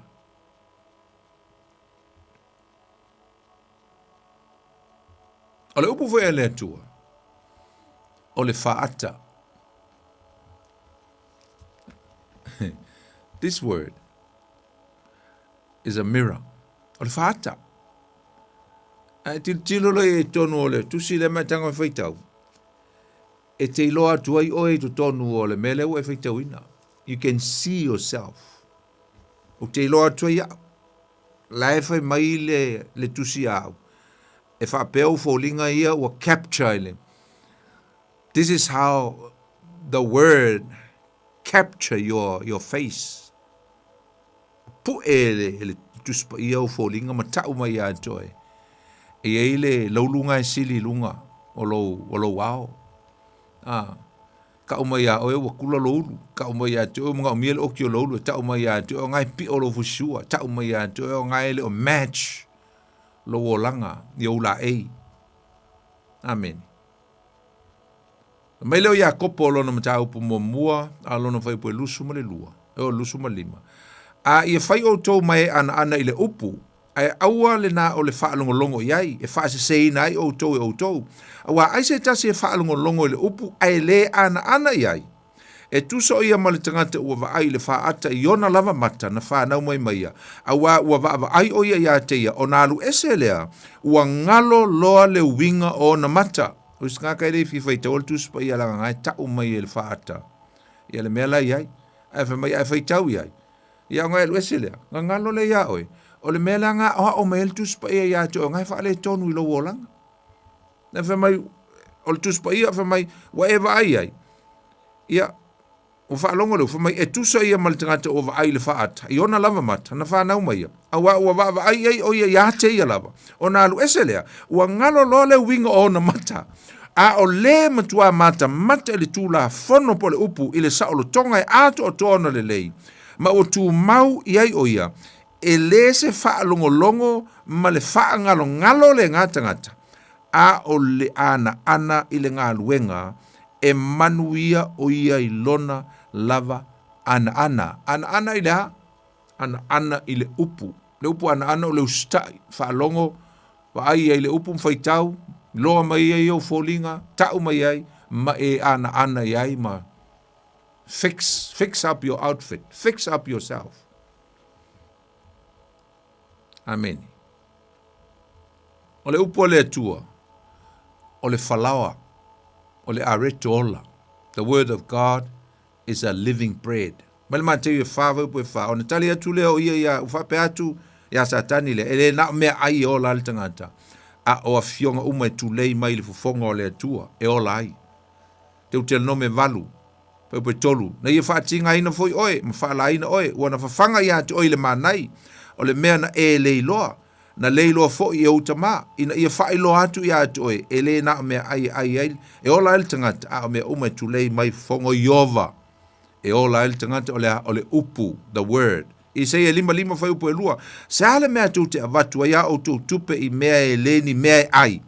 Ma avatu mea na tinga ai o tu i mea e le ma o ona ai. Se i matua wha longo mai i a te au ma o tu a ai i mea le lei. Wha longo la i le upu le tua le tau tala tua Isaia. Wha mai e fia foi o tu loto i mea lololo. Ia e leo le mai o po le whaspoa lololo. A lea o le upu le tua. The word of God. Amen. Na. Le upu le tua le fatu uso mtua whawhini. Le to e lua lava i ante talatu lo leo le tato leina. Luka e valu lo no whai upu sumal tasi. O le whaate oto le nei, o le saito, o le afionga le atua. Mo pe telu mta mo mua. Fa mai wa fa na fo wina o to. You are born again. Ele o le fua e pala. Po le maftanga al tamama le tinale tala no mai ele apostolo pe telu na fa na wai o to. Ai fa mai a o le fua e le pala lava. O le a fionga le atua le ua ola ma ua tu mau e o ile fa vavau. E se ale fa na mai le tino. Pa mai ua whanau fowina o tau ia born again, ai leo le maftanga al tamama le tina na whanau ai o tau. ai ua whanau outou o le fua e le pala. What is this uncorrupted seed? O le a le fua e le pala e mai le apostolo Petelu. Whai mai o le afionga le atua. E ola ma ua tu mau e o i le whavavau. E ala na e whanau fawina. The reason why you were born again and are born again, whanau fawina, ona o le afionga le atua na e whalongo i ai tau atu pe launga atu le whaiwhau pe po se stangata. Mai li ane ono fau pe ono sumal tolu, o le anganga le e tupu ai le ola, e le au ngā le tino i se mea, o upu o te whai atua i atu utou, o le anganga ia, o le ola fo i lea. Amene. Te alo usum tua whine, o le upu o le atua le te whaalonga i lea sāpa, e halu le whalisa i sā. O le whaafanua, the word of God is a map. O le whaafanua. Salamo salau suma le iwa, whai po suma le iwa, mai o le tangata ese au, I am a foreigner, luinga o ke whese ai solo. Mai o le tangata ese au, nei, i le lalolangi. Aua le na ina ia tiau, o au polo inga. Don't hide your word and your law from me. Why? Because I am a foreigner, I will get lost in this world. Pe ale ai lau polo inga. Pe upu fo e tol suma lima mta upu lava lea. Fe mai salama salau suma leiva. Mai ia e ta ina atu au. I le ala o lau polo inga. Awa o te fia lava iai. Mai guide me. GPS me. Ia vo lau GPS e kia le su elme ke le lai ke le loai. Map nga ka ko ke mi ngei lungal ka vale. Mai ta vita ta atu au. I ala o lau upu po lau polo inga. Wow. Usum tua whine, o le upu o le atua, o le pelu. Whaalongo i le whilaunga al whiwhi au mai lo o le pelu. A elave ai, ono sai. E pelu whawai po suma le lua. A wa o lo ola le fionga le atua. O lo mtuanga lue foi. O lo sirilo na maai pelu umai whaatau maai tu. O lo vai ina foi o lava i le vai e seina o le loto ma le anganga. Ngau ngā tino foi ma ano oiwi. O lo wha masino foi i manatu ma filifilinga o le loto. The word of God is a sword. Can cut right through in the marrow of our bones. In our flesh. I leo tautala la i le tino lea, ai le tautala i le loto o tātou filfilinga, tātou manatu, ma me manuia ai tātou. Te alolo upo le tua le afi, the word of God is a fire. Jeremia lua tolu whaipo lua iwa. E le pei o le afi e ala upo. Te te nome tolu whaipo lua. Na fio mai ova mai sinai, na fio a e foi o ia i se ira ia te o te la tou. Na pupula mai o ia mai le maunga pa rana, na ia fio mai foi, ma le aupa ia e mano mai lona a ao tau matau, le afi o le tū la fono mo i la tau. The sword of fire of the law of God, o le upu o le tua. Ma le memul muli usum tua whawhine, o le upu o le tua, se sa mala i o tātou o langa maa. The word of God is a hammer. Whao ngā le whaiwhi au, e hema i o langa whaingata, ma le whaingata, ma whalung tatao le ka le sia. Ma le ire mia lusu ma le tolu whaipa lusu ma le iwa, e le pei o le afi e ala upu, o lo whetalai mai e iova. E le pei o le sa mala foi e tu i mo inai le papa, le papa, o tātou loto, ma a. Ia, talatu tātou leina. Le aua to sumal fata to minute e te lo fai o fo inale vai ngale o le tato mta upu fa solo mai tatu tala no ai le ta u tele o ministry le upu le tua na ya le usa tatu wala ta lo fo tatu wala mo ta lo va tu lo sunga poni no fantonina to tina malo lava so fo moa malo fo fa malo si tato proclame nei tulale sia si ele tua ka semana ia fo el proclame nei tulale ya leli e monia e fo mai si pe afionga le tua ile aso male aso apa tai malo la ama tamai pase ka o me fa mamtunga ia le fai le upole tua ia na vale tua poni malo la fa stai tele mole whaamalama ino le afionga le atua. E fia lava e whaalongolongo atu malango lau po kalame. Una olfia malama atili afionga le atua. Langona ile anganga whaafitai no le atua. Ia lo fangia le atua sang fua I pia le mawitele lau sunga whaafitai. Awala wal ni po kalame mana ia lo whaalongolongo atu pia iai. Ia vai aspaitas. Tei nai foi se au mangal venga o fianga ia le vai aso le vai aso. Ai manuia tele lava mangal venga poni. Alo fatu mo oi male ainga ia manuia foi ngal venga nei po. Tele lava tina. Pa tentoni nei lo lang mai pa tai foi wala mai le fiafi. Pa manuia le tua ia to male ainga. Lo fatu. Ia faso. So foi ia mo nei temi. Ya, na Molta to manoa pa fia wala mai so finangalo mai puisa sili ya mai puisa fa popo el tato mta opul ne fiafi ya mena yono tatu to le lotu lo lava I lo mal te ton faile kale si momo ya patalo fatu el tatu rau talof alofa afolao arolo soi fu manguia da sunga fa venga Fonti. Ja, hallo vlak ja teoloso wanneer swafa. Ja, mkaukia makang ofir deze kala ngat bawan mel sa fa im fa longo mai ku me umolo e fa mkala mai fa mal mai winga lo loko. Kele o fionga le kuolo. O mai ku spaia. Tai. Wa pe ya ka fa ka o kwal ku spaia ya pe ya fo le ngal fa ka wa fa solo akom. Ivanga wo ingi me ku kupungo ka ko manga ku le ingi fo upu ka kere. Faisa ka fa puma ma ko kaukala ye. Yeleri. Ai o ke manga hole ka kaukala se me mer kuspa ya la ke mala malama ye poki. Mana ya. Ai de nga u fa longo mo kaukala ai o ke de o mala malama ye. Yo. On mele mo le ko ile nga fa ka ke de fonki la songa. Tai. Ile. Le bo fa I ur ka ko me kasi de kaur fa.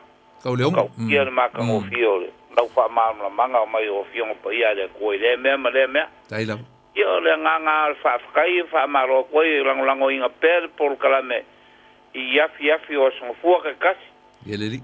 Ia le mako kalo ia le fongie le kua ia fua I per mau la o fionga pe o fa ia ia fua I le mau ale kua I lau Tai la.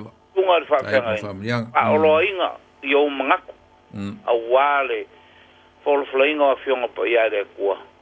Mongia nganga fia aim fia ingu. Ia fionga pa ia lo kako kua. Ia lo fangia le kua. Foa ili manguia ili farkua. Marango faru. Ia maise o ngā ruanga pe a koe kariu. Leu ko I le ainga. Ia fa lao pe o le ala. Tai la. Pui oe ma leo o Yesu. Le ngā lofa. Ia o kalo le ma le faa.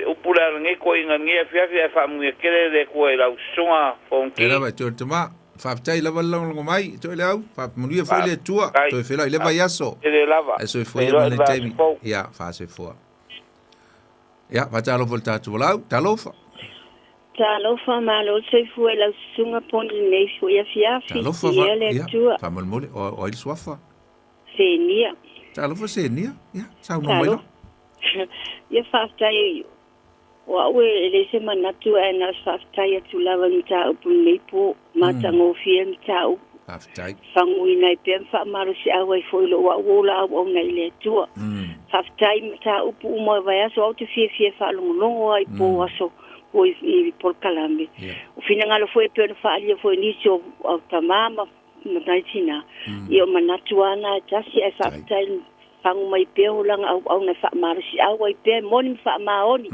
le afionga pa ia pe ona sau noa la sunga ia faftai tele lava poni mo nei fo ia vanoa ia mo pe la sunga le manatu mama faufunga mai le tua au wa le tua malona fina ngal fa mania le tua la sunga male ai fa tua mal no falo male ainga faftai lo lango mai bawa pe fina ngalo le wa le tua malona fina ngalo ia fo nei po ia tele ainga ia tuli loine au lo fo le tua nei po lo nanga le fa mania le tua pon faftai lava Tai lava senia, faftai lango mai a Georgina. Tai mai nei po te mai ia le tua fa soi fua. Toi fero ai leva yaso, fa soi fua ia, mo le taimi fa soi fua. Ia le tua mene. Talofa, Fatalofa tatu walau, talofa.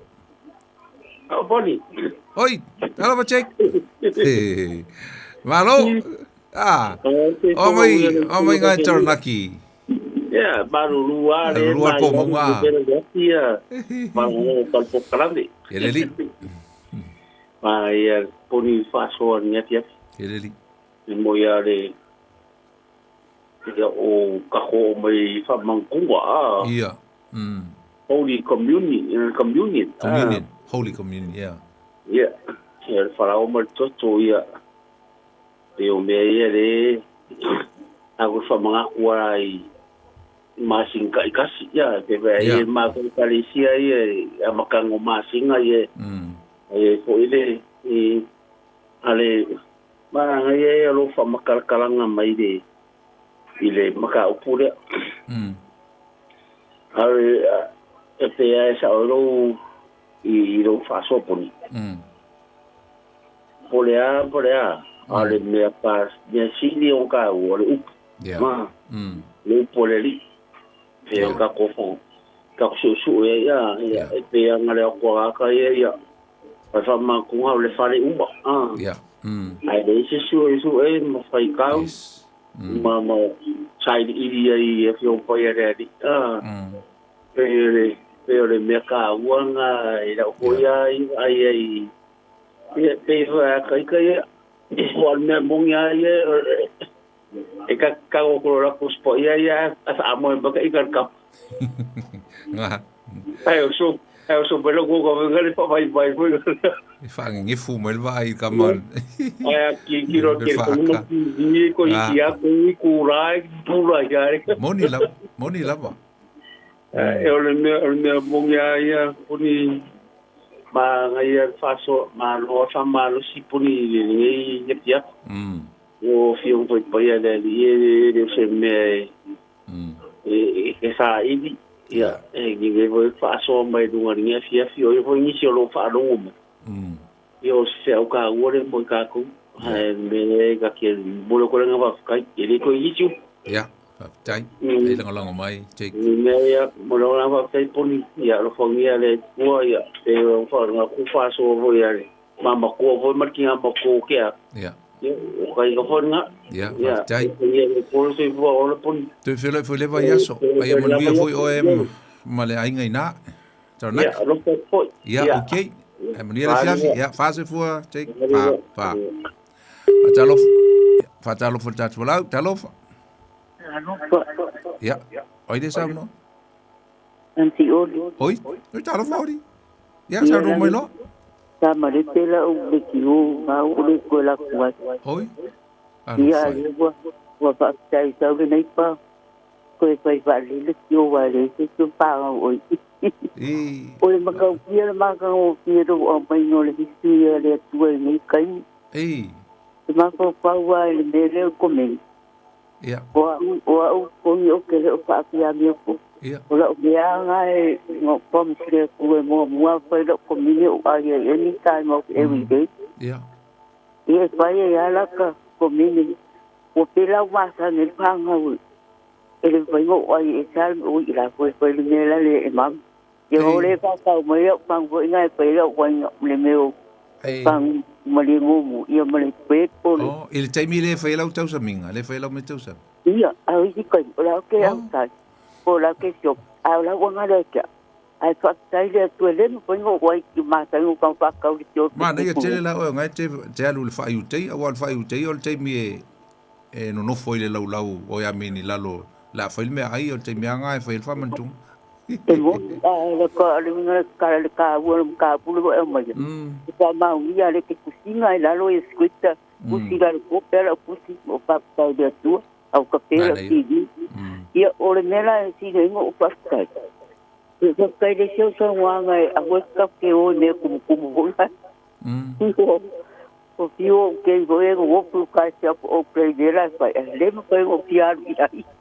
O ba ta ga u le go pa pe o si kai vi ka pa o ele ya te sa o ele ya o ko ba ku lo yesu o le va be pe o le ko ke le si pa ai pa ya la ko min anytime okay ma tan ko e le moni o ki sa ai pa kai wa ka le lu ala kile ya yo va kai le tu la ngole tu le ska ka pelo ilo promise e mo la va put you first before I take anything even my communion va pegar la ya sa me ki munga me ma liu se kam ele me to pe pela me se me pa o mai se o ngale ki mu ya ka kar ko ka va dai le tu le o ma ngai yo lo ka pule mai la nge e ka mai ka wo ma le mo nge me le le lo ele pa pe le lo pule pisa identite a yo le pela o voi kere bueno o sa ka le pelo lo pisi e se ranga le tu ke algo de loco o le algo de loco o mali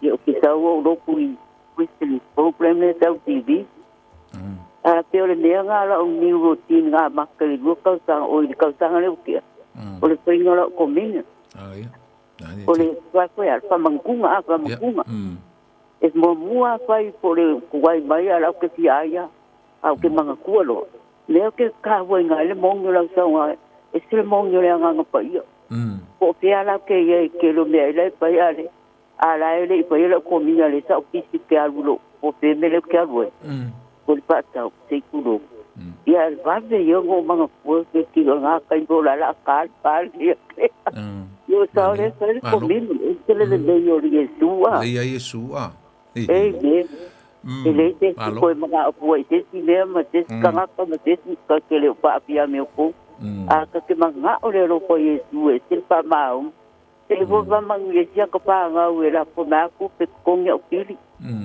ya pa ka ko le ro ku pa ka ku pa ia pray every day i va ngre o sveia pa pega ko va ngre nge alo ya o sia o so aftai tina mi kai mi ala ka va ko ma o se o sia so ya pa mang ya le tu le ya la tunga pa se au poni ma le ka si le tu ya ya familia tu le tu ya tina ya pa tai lava tu fele va ya so oli ya wale la pa le lo malikyo ya na vai fa te next door ngai ki o male pelo le kyo se wa ko le li o la ko ka vale pa ka lo ko go wa mai bole ba ulo ya le ko go le ka sta bo a ka mo mau ya le ya da tu te fly mi familia le tua te tina toi foia le lava so pai so pu se fo ya te lo fo lo fa ya oli tato por cramene fiafi finangalo pe on falia ya fa ma luot fo inicio lo fieta foi mai po tom foi mai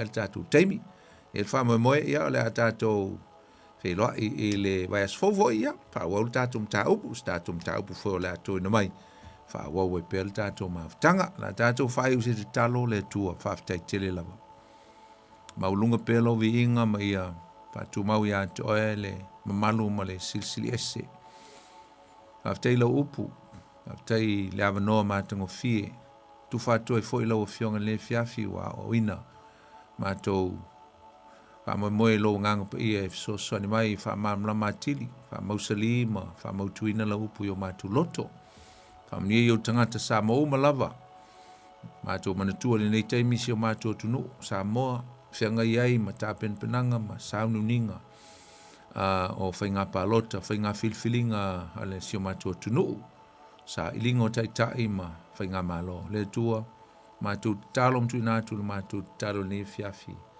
se alofangia ma silsila o fonga le tua ye nei taimi si o matu tunu ia o lo lava ao e tusi ao I le o le a taitaina ia ma taitai o le ala tu tau veina la si o matu malo Samoa ka mnui e taitai o lo ye nei taimi ia le ngata foi lea ia o lautala le lei ma au na ma so se kalesia o lo laungaina ma folfolaina la upu le tala le lei si o matu tunu le ngata foi lea pulenga li ma fai pule tono ala la fanga te tasi ia pelo file mu nei taimi o ia si o matu tunu I sailinga o fainga malo te ia si o matu tunu ia yo manuia ia fa taunuina me umalava le manuia ia oe talo famnia mai nei po me se la fo il fo ia tu la fainga luenga ma tu watu lunga wala tausi ma le ina ma tu o lofa ma tu e fe lo I fo I stemio le va ia so pe aulia le ola mal malos na le ma tu talo nei fiafi ia vi ia lava o I sulo ma tu li ma lo ma tu fa olo ma tu te talo tuai Amene. Ia o le tātou polkrame na le fiafi, tātou mta upu whatu spa ia, tau ne yanga leile atua msang whaamanuia ia anto e ala na upu, e le whaama moe, ia la tātou toi wheloi fo i lwa asfo le teimi masani, i le tātou polkrame pio na masani. Iai, a mon nei teimi, la auto aunan lei, poni fono ti, tātou toi wheloi le vai aso, soi fua mai amanuia. God bless.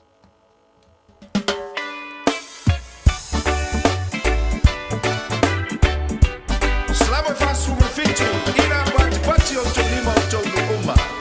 Babatu livi inga ile tua. Sawia. Ina pati ya o tolima. O to onu umala. Malevi inga. Wa ia ala la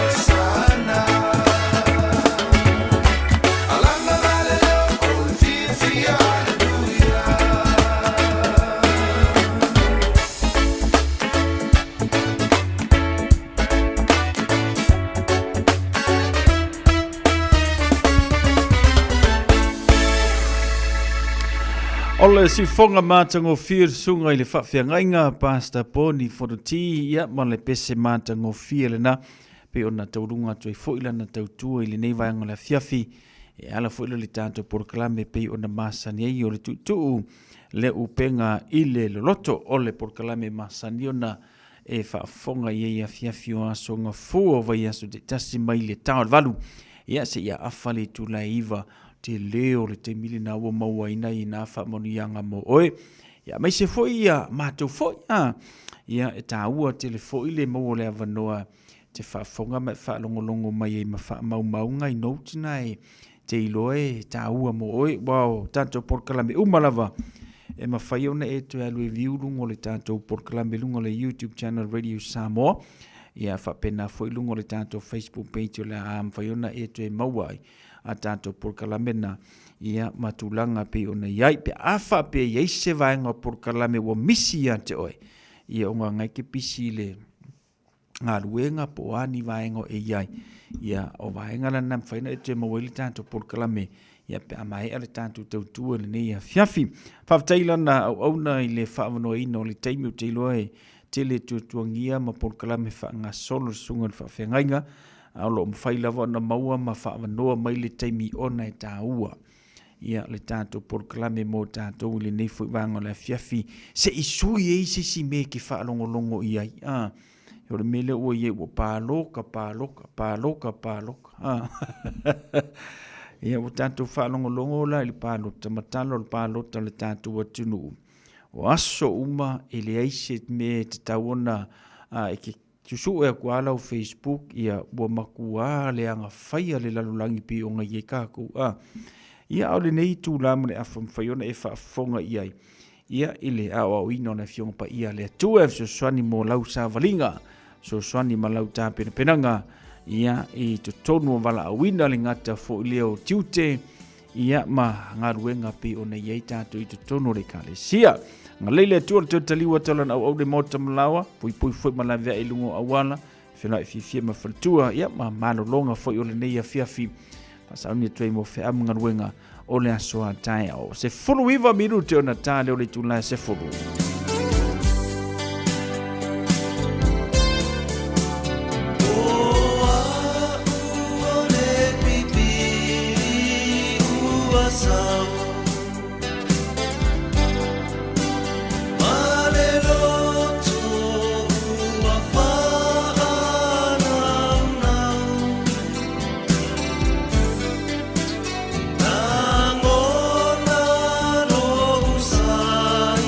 Isa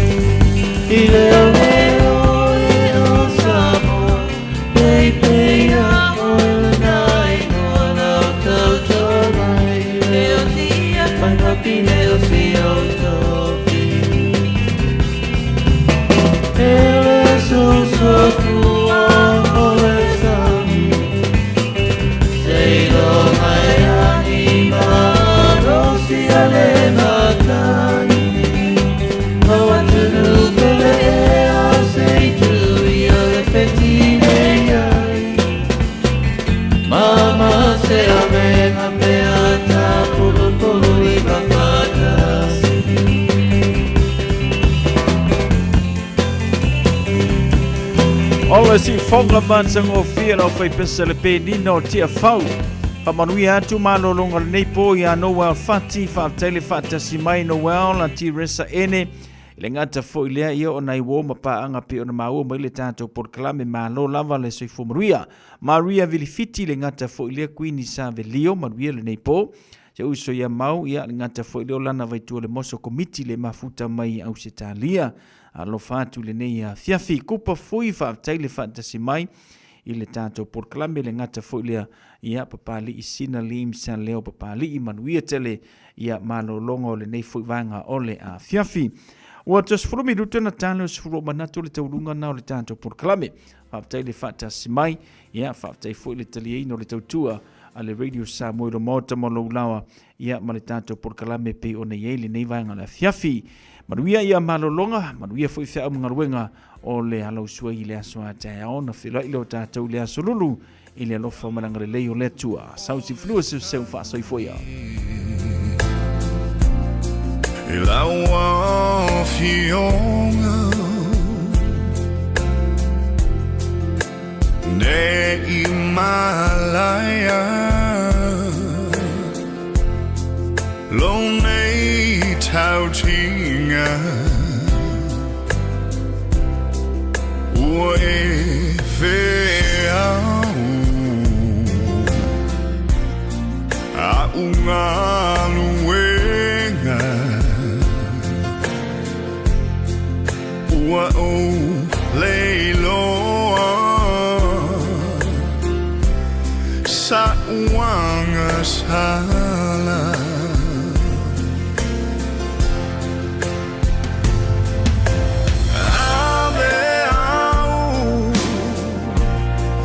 Tunu le ainga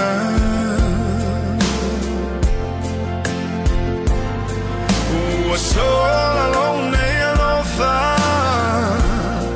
Ilawa fionga Wa faile mawanga sala Ile neolanga Mai mau peona Nai ai o saumana E fuli I tua Le nei olanga Ai toe amata Mai ile amatanga I taimi mua mua O taevanga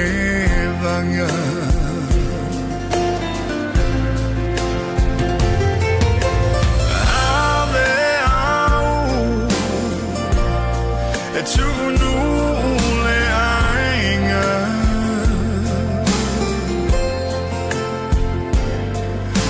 Sola lone alofa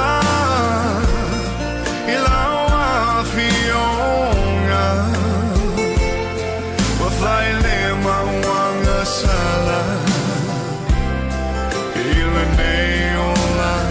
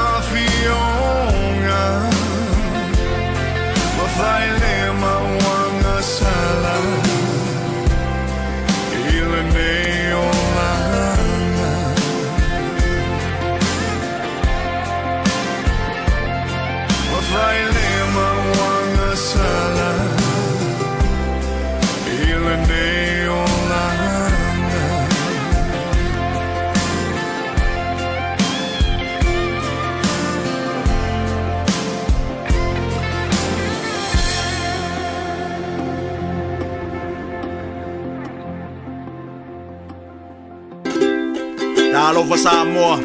Wa ule ne yo kas futialu. Awal suwi alingila wa ule